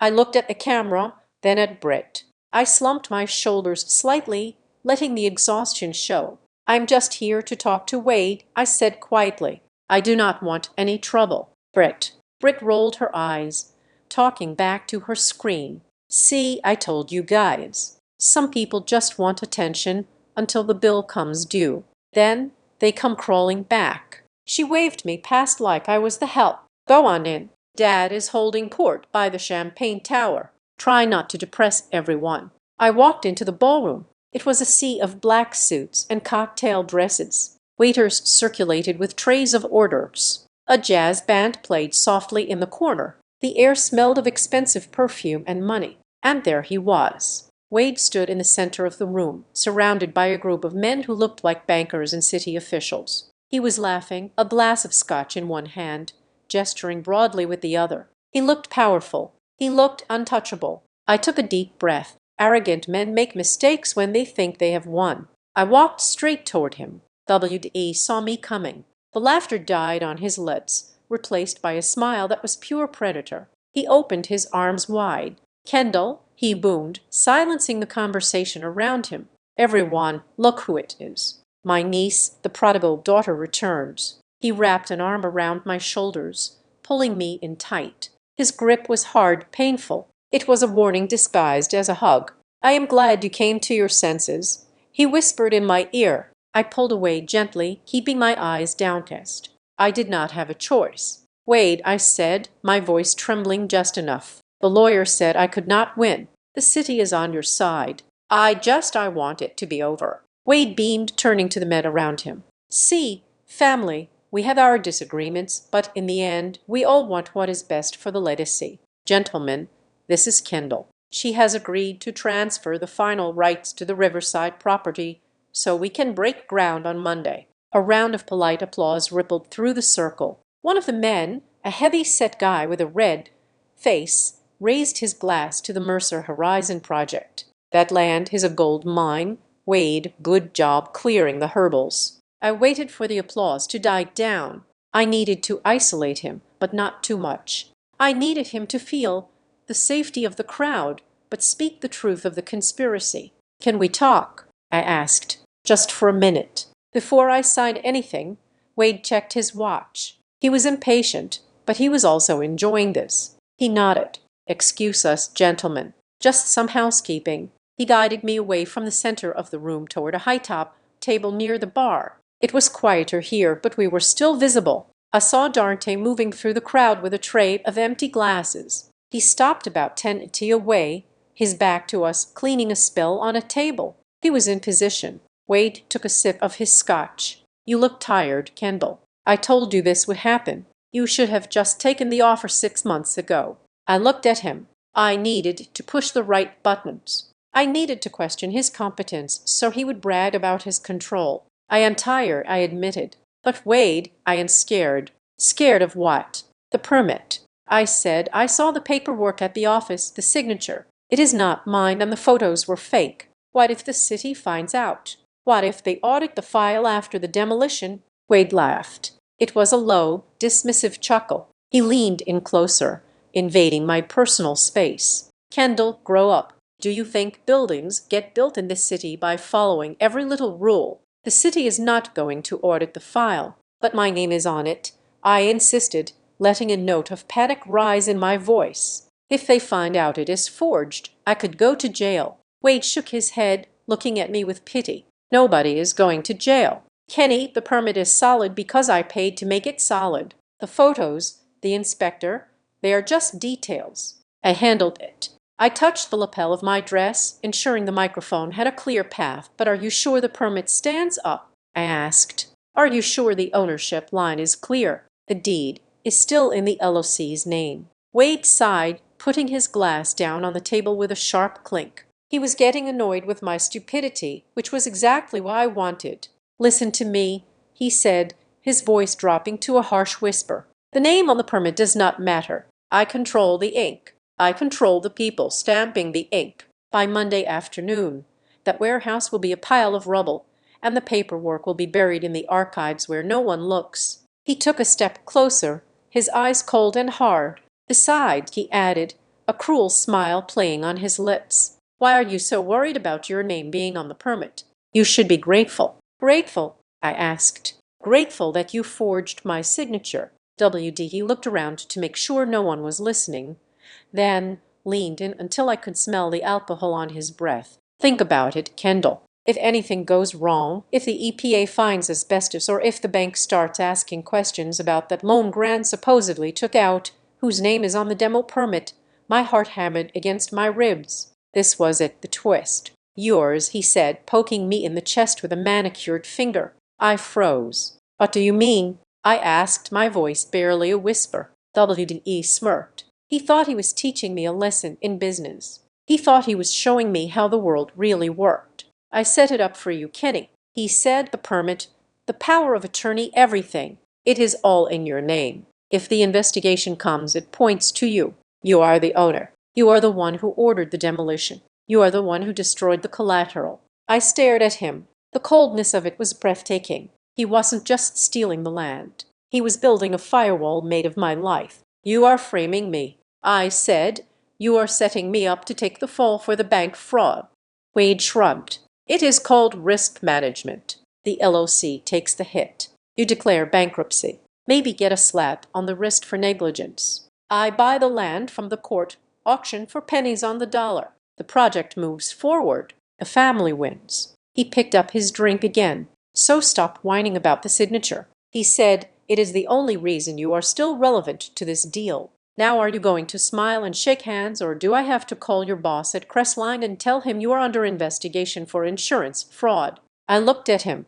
I looked at the man who had eaten Sunday dinner at my house for 30 years. There was no love in his eyes. There was only calculation. I felt a strange sense of calm wash over me. The fear was gone. He had said it. He had admitted to the bribery, the forgery, and the intent to frame me. And he had done it into a microphone recording to a cloud server monitored by an assistant district attorney. I took a deep breath. "I understand, Wade," I said. "It is all very clear now." "Good," Wade said, patting my cheek. "I knew you were smart enough to figure it out eventually. Now wipe that look off your face. The deputy mayor is here, and I want to introduce you." I stepped back. "No," I said. Wade frowned. "Excuse me. I am not meeting the deputy mayor," I said, my voice strengthening. "And I am not signing anything." W.E.'s eyes narrowed. "We just had a deal. Kendall, do not make a scene." "There is no deal," I said. "There never was." I turned to walk away. Wade grabbed my arm. His grip was bruising. "You walk out that door and I will ruin you," he hissed. "I will have that building down by noon tomorrow, and you will be facing 10 years for fraud."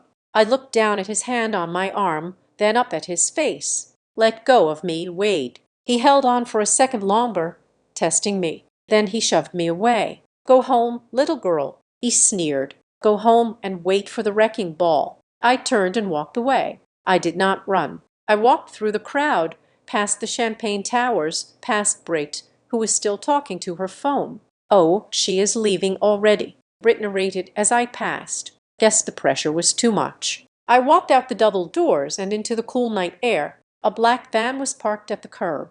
The side door slid open. Tessa was sitting there wearing headphones, a laptop open on her knees. Dante appeared from the shadows of the valet stand, slipping into the passenger seat. Tessa looked at me. She pulled the headphones down around her neck. "Did we get it?" I asked. Tessa smiled. It was a sharp, dangerous smile. Every word. She said, "Risk management. I control the ink. You are the one who destroyed the collateral. It is crystal clear, Kendall. We have him on conspiracy, wire fraud, and intent to commit a felony." I leaned against the side of the van, my legs finally giving way. The adrenaline was crashing, leaving me shaking. "So we can arrest him?" I asked. Tessa looked at the waveform on her screen. "We could," she said. "But remember what we talked about. The law is about narrative. Right now, we have a tape. A tape can be argued. A tape can be claimed as hypothetical business talk." She looked at me. "To bury him. Kendall, we need the action to match the words. He told you he was going to bulldoze it tomorrow regardless of the law. He told you he controls the city. He is going to try to do it." I said, "Exactly." Tessa said, "He is going to violate the restraining order. He is going to use his corrupt inspector to force the demolition. And when he does," Dante finished, turning from the front seat, "we will be there. Not with a tape recorder, with a SWAT team." Tessa handed me a bottle of water. "Go home, Kendall. Get some sleep. Tomorrow is Monday, and it is going to be a very long day for Wade Mercer." I looked back at the hotel. I could see the lights of the ballroom, the silhouettes of the people dancing. Wade was in there celebrating. He thought he had bullied me into submission. He thought I was going home to cry. He didn't know that I wasn't going home to hide. I was going home to prepare the stage for his final performance. I took a sip of the water. It was cool and clean. "I am ready," I said. I got into my car. As I drove away, I saw a notification pop up on my phone. It was an email from Miles Rohr, the engineer. Subject: Site Security Update. Message: "I installed the vibration sensors you asked for. If anyone touches that building, you will know before they even start the engine." I smiled. The trap was set. The bait had been taken. Now all I had to do was wait for the wolf to come for breakfast. Sunday morning broke with a deceptive calm. The sky was a bruised purple, clearing slowly into a pale, indifferent blue. I was running on 3 hours of sleep and 4 cups of black coffee, sitting on the floor of my living room while Dante Ruiz paced back and forth like a caged tiger. We had the recording. We had WDE's admission. But Dante, being the pessimist that made him an excellent investigator, was not satisfied. He had spent the night digging into the metadata of the city files we had scraped. He stopped pacing and threw a print out onto the coffee table. We were looking at the wrong head of the hydra, Dante said. His voice was growly from exhaustion. I looked at the paper. It was a hierarchy chart of the Department of Buildings. Darla Klein's face was circled in red, but Dante had drawn a thick black line connecting her to a man higher up the chain. Darla Klein is a middle manager, Dante explained. She can shuffle paperwork and lose files, but she does not have the authority to override a structural safety hold. Only a director can do that, and she definitely does not have the power to assign an emergency demolition crew on a weekend. He tapped the photo of the man at the top. Meet Deputy Director Nolan Pierce. I recognized the name. I had seen it on the bottom of the zoning proposal maps. Pierce signed off on the emergency variance, Dante said. And here is the kicker. I ran a cross-reference on his financial disclosures. He lists income from a boutique consulting firm called Riverine Strategy Group, and I asked, leaning forward, and Riverine Strategy Group received 3 payments of $15,000 each in the last 6 months, Dante said, a grim smile touching his lips from a holding company owned by Wade Mercer. My stomach turned. It was not just a bribe in an envelope at a bar. It was a payroll. Wade had bought a deputy director of the city administration. That is why he is so confident. I whispered. He does not just have a friend in the office. He owns the office. This changes the tactical landscape, Tesser said from the kitchen where she was reviewing case law. If Pierce is involved, the police might be hesitant to intervene. He outranks the precinct captains. He can claim it is a city operation and order the officers to stand down. So we are on our own? I asked. Not entirely, Tesser replied. But we need federal eyes on this. I am calling the FBI Public Corruption Unit, but they move slow. We need to survive tomorrow morning. My phone buzzed. It was a notification from my bank app. Check number 402 cleared. I froze. Check 402. That was the check I had used to compare the signature. The check Wade had copied to create the fake power of attorney. I had written that check to my landlord in December. It had been sitting on my mother's kitchen counter because I had run out of stamps and asked her to mail it for me during Christmas dinner. I stared at the phone. My mother would never give Wade my check. She was weak, but she was not malicious. But someone else had been there that day. Someone who always had a phone in her hand. Someone who took pictures of everything. I stood up, grabbing my car keys. Where are you going? Dante asked. To find the leak. I said. I drove to my mother's house. The driveway was empty, except for Britt's white Mercedes. My mother was at church. Britt would be sleeping in. I did not knock. I used my key and walked straight up the stairs to Britt's old bedroom, which she still used whenever she was between apartments or hiding from a breakup. I pushed the door open. The room smelled of expensive vanilla candles and stale champagne. Britt was lying in bed, scrolling through her phone, wearing a silk sleep mask pushed up on her forehead. She looked up, startled. Jesus, Kendall, do you not know how to knock? It is 10:00 in the morning. I did not scream. I was past screaming. I walked over to the bed and held up my phone, showing her the image of the power of attorney signature next to the check I had written. Did you take a picture of my check? I asked. The one on the counter at Christmas. Britt blinked, looking annoyed rather than guilty. She sat up, adjusting her pillows. I do not know what you are talking about. You are being weird. Do not lie to me.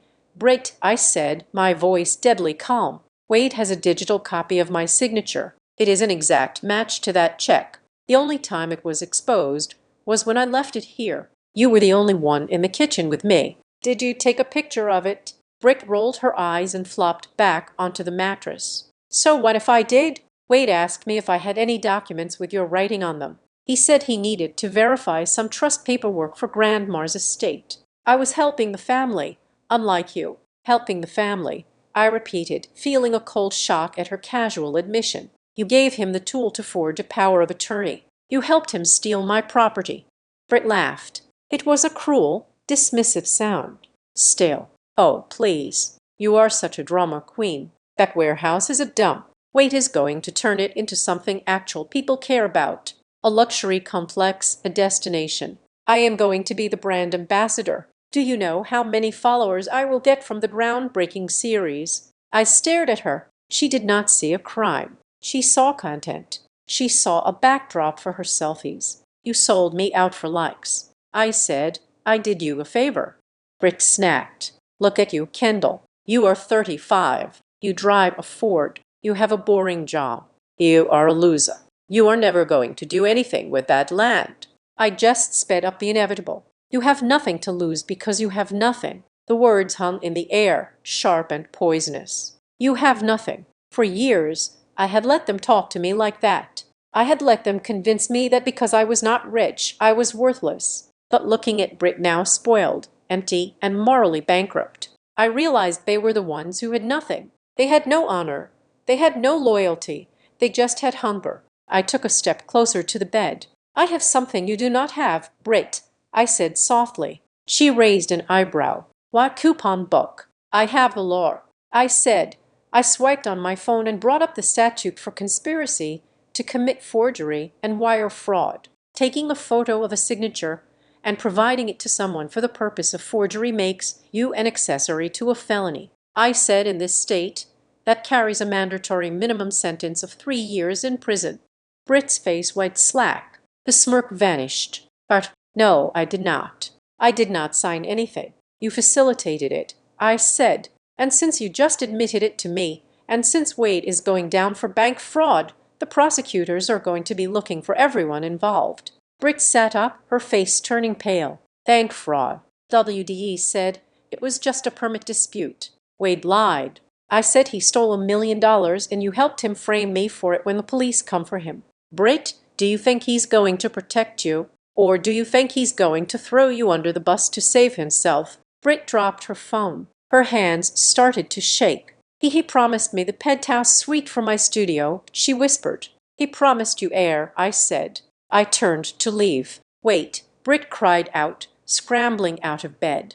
Kendall, wait. What do I do? You cannot let them arrest me. I have a brand partnership next week. I cannot go to jail. I stopped at the door and looked back at her. She looked very small suddenly. Then you better hope my lawyer is in a good mood, I said, and you better stay out of my way. I walked out of the house. I did not feel triumphant. I felt hollow. My own cousin had served me up on a platter because she thought I was too pathetic to fight back. I got back in my car and called Dante. Britt is confirmed. I said she provided the signature sample. She is scared now. She might flit if we press her. Dante said, but we have a bigger problem. But I have a contact in the dispatch office of the demolition company. Dante said the work order was just updated. They are not waiting for business hours on Monday. When are they coming? 6:00 in the morning. Dante said sunrise, and they are bringing 2 dozers this time. They want it flat before the courts open at 9:00. They are trying to outrun the Tetro. I said, exactly. Their strategy is destruction of evidence. If the building is gone, there is nothing to inspect. They will pay the fine for violating the order, claim it was a miscommunication, and walk away with the land. I gripped the steering wheel. Tessa was right. If that warehouse fell, the physical proof of the old loan fraud, the safe, the condition of the structure would be buried. It would be my word against a pile of bricks. We cannot let them touch it. I said, we can't just stand in front of the machines. Kendall, Dante warned, if Nolan Pierce is involved, he will have police there to remove you for safety reasons. They will arrest you for trespassing on your own land to clear the path. Then we need to be smarter. I said, we need to let them commit the crime without letting them destroy the evidence. I hung up and drove straight to the warehouse. I spent the rest of Sunday afternoon turning the warehouse into a fortress of surveillance. I met Miles Raw there at 2:00. He brought 3 industrial-grade vibration sensors and installed them on the main support columns. These will log any impact, Miles, devices. If they hit the wall, the data will show it was a structural assault, not a collapse. It proves intent. Dante arrived an hour later with a pelican case full of cameras. We hid them everywhere, one in the rafters, one inside the rusted electrical box outside, one in the hollow of a tree across the street. "We are covering every angle," Dante said, adjusting a lens. "If Wade sneaks a bribe to a foreman, if Pierce gives an illegal order, we will see it." I went to the back office. I emptied the rest of the filing cabinet. I took every scrap of paper, every old photo, every receipt. I was not leaving anything to chance. I scanned everything into the cloud and then loaded the physical boxes into Dante's trunk. By sunset, the warehouse was empty of secrets but full of eyes. I stood in the center of the bay, looking up at the dusty skylights. The building felt fragile tonight. It was just brick and mortar. It could not fight back against steel and diesel. That was my job. Tesser called me at 8:00. I spoke to the FBI contact. She said they are interested, but they need a precipitating event. They need to see the corruption in action. They will see it. I said, "Kendall." Tesser's voice was serious. "You need to understand the risk. If we let them start, there is a chance they do real damage. If a wall comes down, I know." I said, "It is a calculated risk. I am coming with the police." Tesser said, "I pulled every favor I have. I got a writ from a different judge authorizing the seizure of equipment if they violate the TETRO. But I need time to execute it. I need you to stall them." "I will stall them," I promised. "How?" "I am not leaving." I said, "Kendall, no. It is too dangerous." "It is the only way." I said, "They can arrest me, Tesser, but they cannot bulldoze a building with a human being inside. It changes it from a property dispute to attempted manslaughter. Wade is arrogant." "But is he a murderer?" "I do not know," Tesser said quietly. "With the amount of money involved, I do not want to find out." "He won't kill me," I said, trying to convince myself as much as her. "He needs me to be the scapegoat, not the victim." I hung up and sat on the old folding chair in the middle of the warehouse. The night fell heavy and dark. The street lights outside hummed. I thought about Gran. I thought about her telling me this place was my anchor. I thought about Wade laughing at the party, telling his friends I was a good girl who would do as she was told. I checked the cameras on my phone. They were all live. The green lights blinked in the darkness like stars. I was not the black sheep anymore. I was the shepherd, and I was waiting for the wolves. At 4 in the morning, I heard the first heavy truck rumble down Riverside Row. I stood up and smoothed my shirt. I put on my safety glasses. I checked the battery on my body camera. Let them come. The ground shook at 6:14 in the morning. It was not an earthquake. It was the synchronized idle of two massive yellow bulldozers rolling down Riverside Row like tanks entering a demilitarized zone. The sun was just bleeding through the gray cloud cover, casting a flat, sickly light over the industrial park. I stood in front of the closed steel door of the warehouse, my feet planted shoulder-width apart, holding a clipboard against my chest like a shield. I was not shaking this time. Fear burns out eventually, and what is left behind is a cold, hard slag of determination. The lead bulldozers stopped tennis tee from me. The engine noise was deafening, a physical pressure against my eardrums. A white pickup truck skidded to a halt beside it, and a man jumped out. It was not Inspector Vance this time. It was a younger man, wearing a city vest that looked too new, holding a tablet with aggressive importance. "Move the vehicle," he shouted over the roar of the engines, gesturing at my Ford Fusion, which I had parked strategically to block the secondary gate. I walked forward to meet him. I did not yell. I waited until he stepped close enough to hear my normal speaking voice. "I am Kendall Graham, the property owner," I said. "I have a temporary restraining order issued by Judge Harrison yesterday afternoon. All demolition activities are suspended for 72 hours pending a hearing." I held up the court order. The stamped seal of the county court was clearly visible. The young inspector did not even look at the paper. He tapped his tablet screen. "I have a work order here, ma'am, approved by the deputy director this morning. It says emergency hazard abatement that overrides civil disputes. We are clearing this lot. If you do not move, we will tow your car and have you removed by force." He was reading from a script. I could see it in his eyes. He was not thinking. He was following orders. I pulled out my phone. The camera was already recording. "State your name," I said, pointing the lens at his face. He flinched, holding up a hand to block the camera. "You cannot film me. That is interference." "I am on my property," I said steadily, "and you are violating a court order. I am asking you again. What is your name? And who told you that an administrative work order overrides a judicial injunction?" He hesitated. He looked back at the bulldozer operator who was watching us with boredom. "My name is irrelevant," he snapped. "The order is in the system. Your lawyer should have filed the injunction through the portal. We show no active hold in the database." It was the classic bureaucratic shuffle, the system, the invisible god that allowed men to destroy lives without taking responsibility. I stepped closer to the bulldozer. I looked up at the operator in the cab. "Turn it off," I said. The operator laughed. He could not hear me, but he saw my mouth move. He revved the engine, a plume of black smoke shooting into the air. The blade lifted, gleaming and heavy. I looked back at the inspector. "Who gave the order?" I asked, my voice cutting through the noise. "Who told you to ignore the judge?" He looked flustered. He was young, and he was not used to people standing their ground against heavy machinery. "Look, lady, I just got the call at 5 in the morning."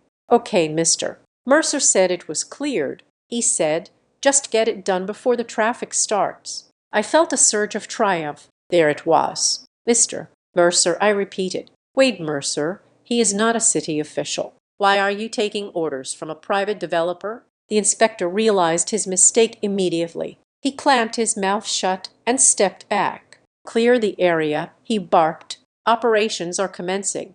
Just then a black SUV screeched around the corner, followed by a white van. It was not the police. It was Darnte. The van doors flew open and 4 men in hard hats and high-visibility vests jumped out. They did not look like city workers. They looked like linebackers who happened to be engineers. They were carrying tripods, laser levels, and heavy-duty cameras. Darnte marched up to the inspector, flashing a badge that looked official enough to cause a pause. "Site safety monitor," Darnte announced, his voice booming. "We are documenting structural integrity and compliance. If that blade touches a single brick while we are calibrating our sensors, I will have your license pulled for reckless endangerment before you can shift gears." The inspector blinked. "Who are you?" "Independent oversight," Darnte said, signaling his team. They immediately began setting up laser grids around the bulldozer, effectively boxing it in with equipment. The inspector grabbed his radio. "This is ridiculous." "I am calling it in. We have obstruction. Call it in." I challenged him. "Call your boss. Tell him we are not moving." 10 minutes later, a sleek silver sedan pulled up. The door opened and a man stepped out. He was tall, wearing a charcoal suit that was entirely inappropriate for a demolition site. He had silver hair and the kind of face that was handsome until you looked closely at the eyes. It was Deputy Director Nolan Pierce. He walked toward us with the easy grace of a politician, ignoring the mud splashing onto his Italian shoes. The young inspector looked relieved, rushing over to whisper in his ear. Pice nodded, dismissing him, and turned to me. He put on a smile that was meant to be disarming, but felt like oil slick. "M. Graham," he said smoothly. "I am Nolan Pierce. There seems to be a misunderstanding." "There is no misunderstanding." "Mr. Pierce," I said, keeping my phone trained on him, "I have a court order. Your crew is trespassing." Pierce sighed, a sound of paternal disappointment. He looked at the warehouse, then at me. "Kendall, can I call you Kendall? Look, we all know what this is. You are holding out for a better price. I respect that. It is business, but this building is dangerous. If it collapses and hurts one of my men, that is on you." He stepped closer, lowering his voice so the cameras couldn't catch the audio clearly, or so he thought. He didn't know about the high-gain microphone Darnte had clipped to the electrical box 3 feet away. "Let us cut the theatrics," Pierce said softly. "Wade is a difficult man. I know that, but he is willing to be generous. I am authorized to offer you a settlement, $50,000 cash on top of the land value. We sign the papers right now." You call off your jobs and we clear the site. Everyone wins. I looked at him. He was trying to bribe me in the middle of a demolition zone. You are offering me $50,000 to ignore a felony? I asked. Pierce's smile tightened. I am offering you an expedited permit resolution fee. Do not use ugly words. Kendall, I have a question. Mr. Pierce, I said, my voice loud and clear. Does that 50,000 come from the city budget or does it come from the Riverine Strategy Group? Pierce froze. The color drained from his face so fast it looked like a physical blow. His eyes darted to my phone, then to Dante, then back to me. I know about the consulting fees, I continued. Relentless. I know Wade has been paying you $15,000 a month to fast-track his permits and ignore zoning laws. I know you are the one who swapped the photos in the file.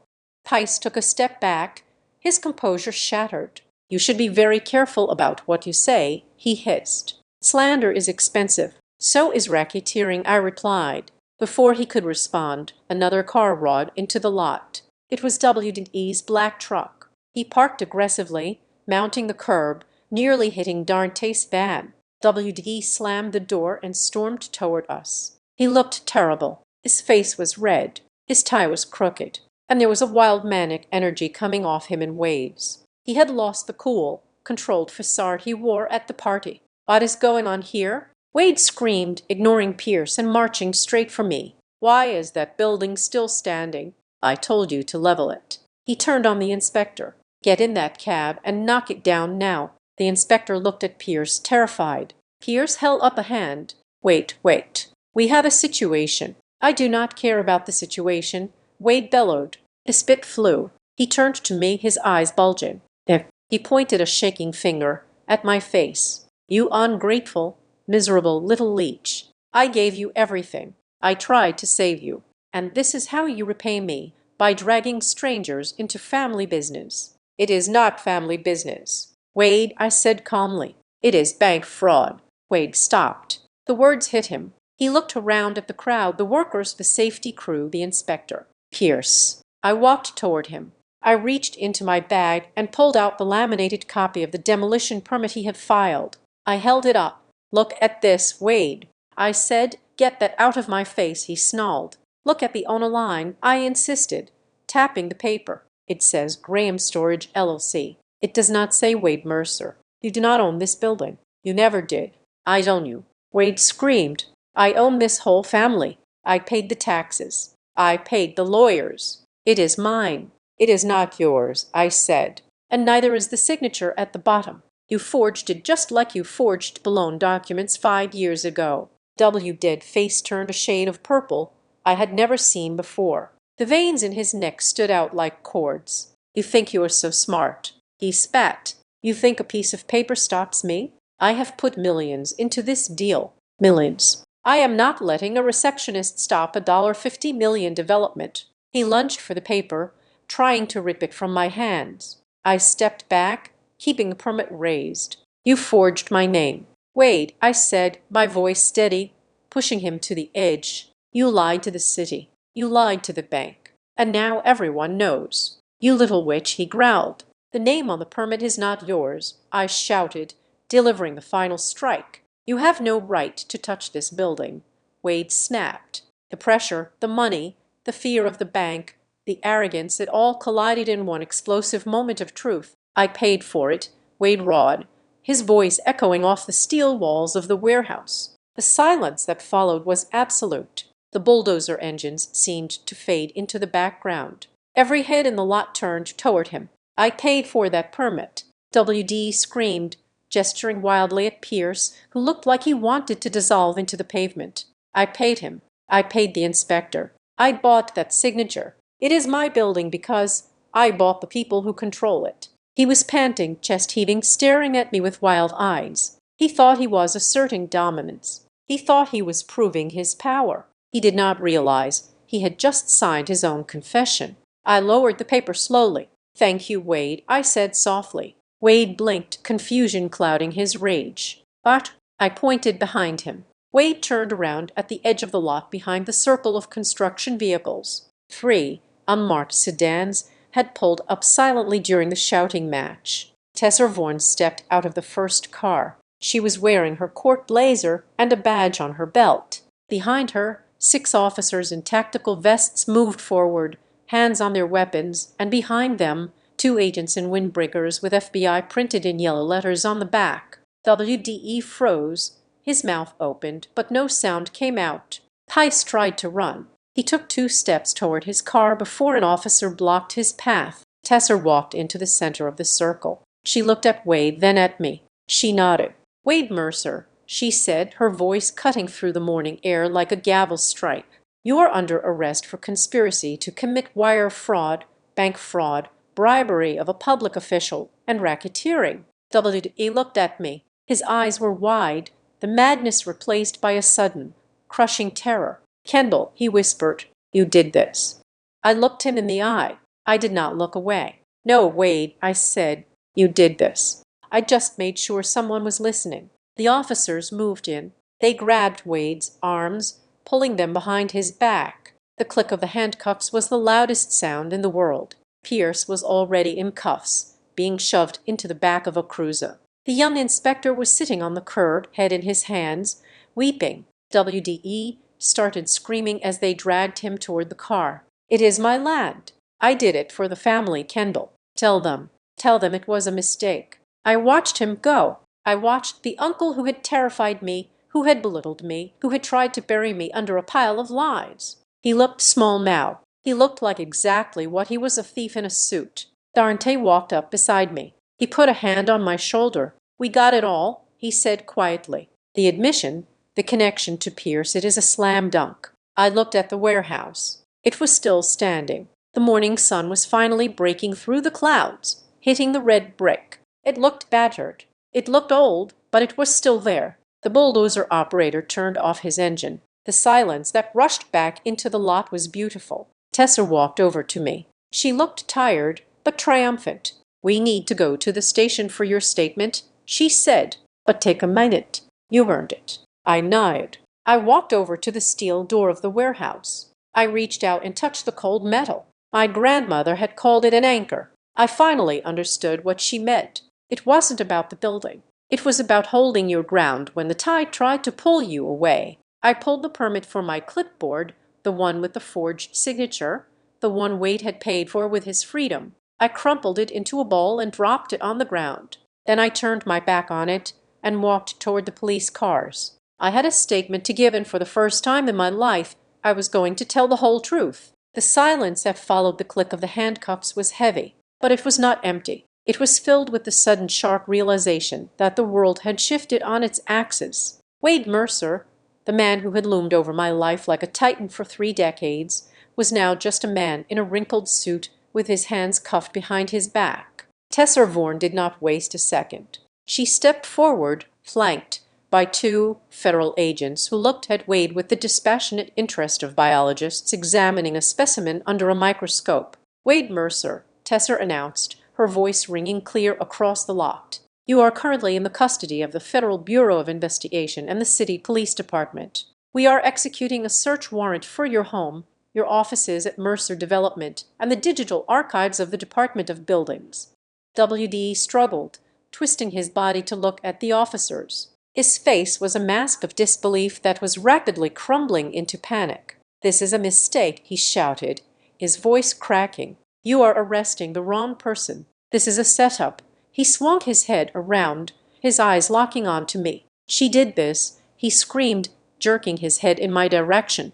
"Look at her. She is the one who forged the permit. She is the one who wanted the insurance money. She lured me here to frame me. She is unstable." For a moment, the old fear flickered in my chest. It was the muscle memory of a lifetime spent being told I was wrong, that I was crazy, that I was the problem. But then I felt the weight of the flash drive in my pocket. I felt the solid ground of my own property under my feet.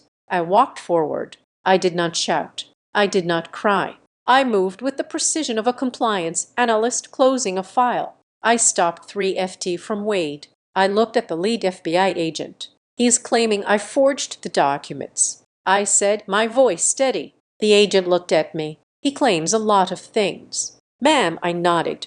"I would like to submit the chain of evidence into the record right now." Officer, just so there is no confusion. I opened my bag.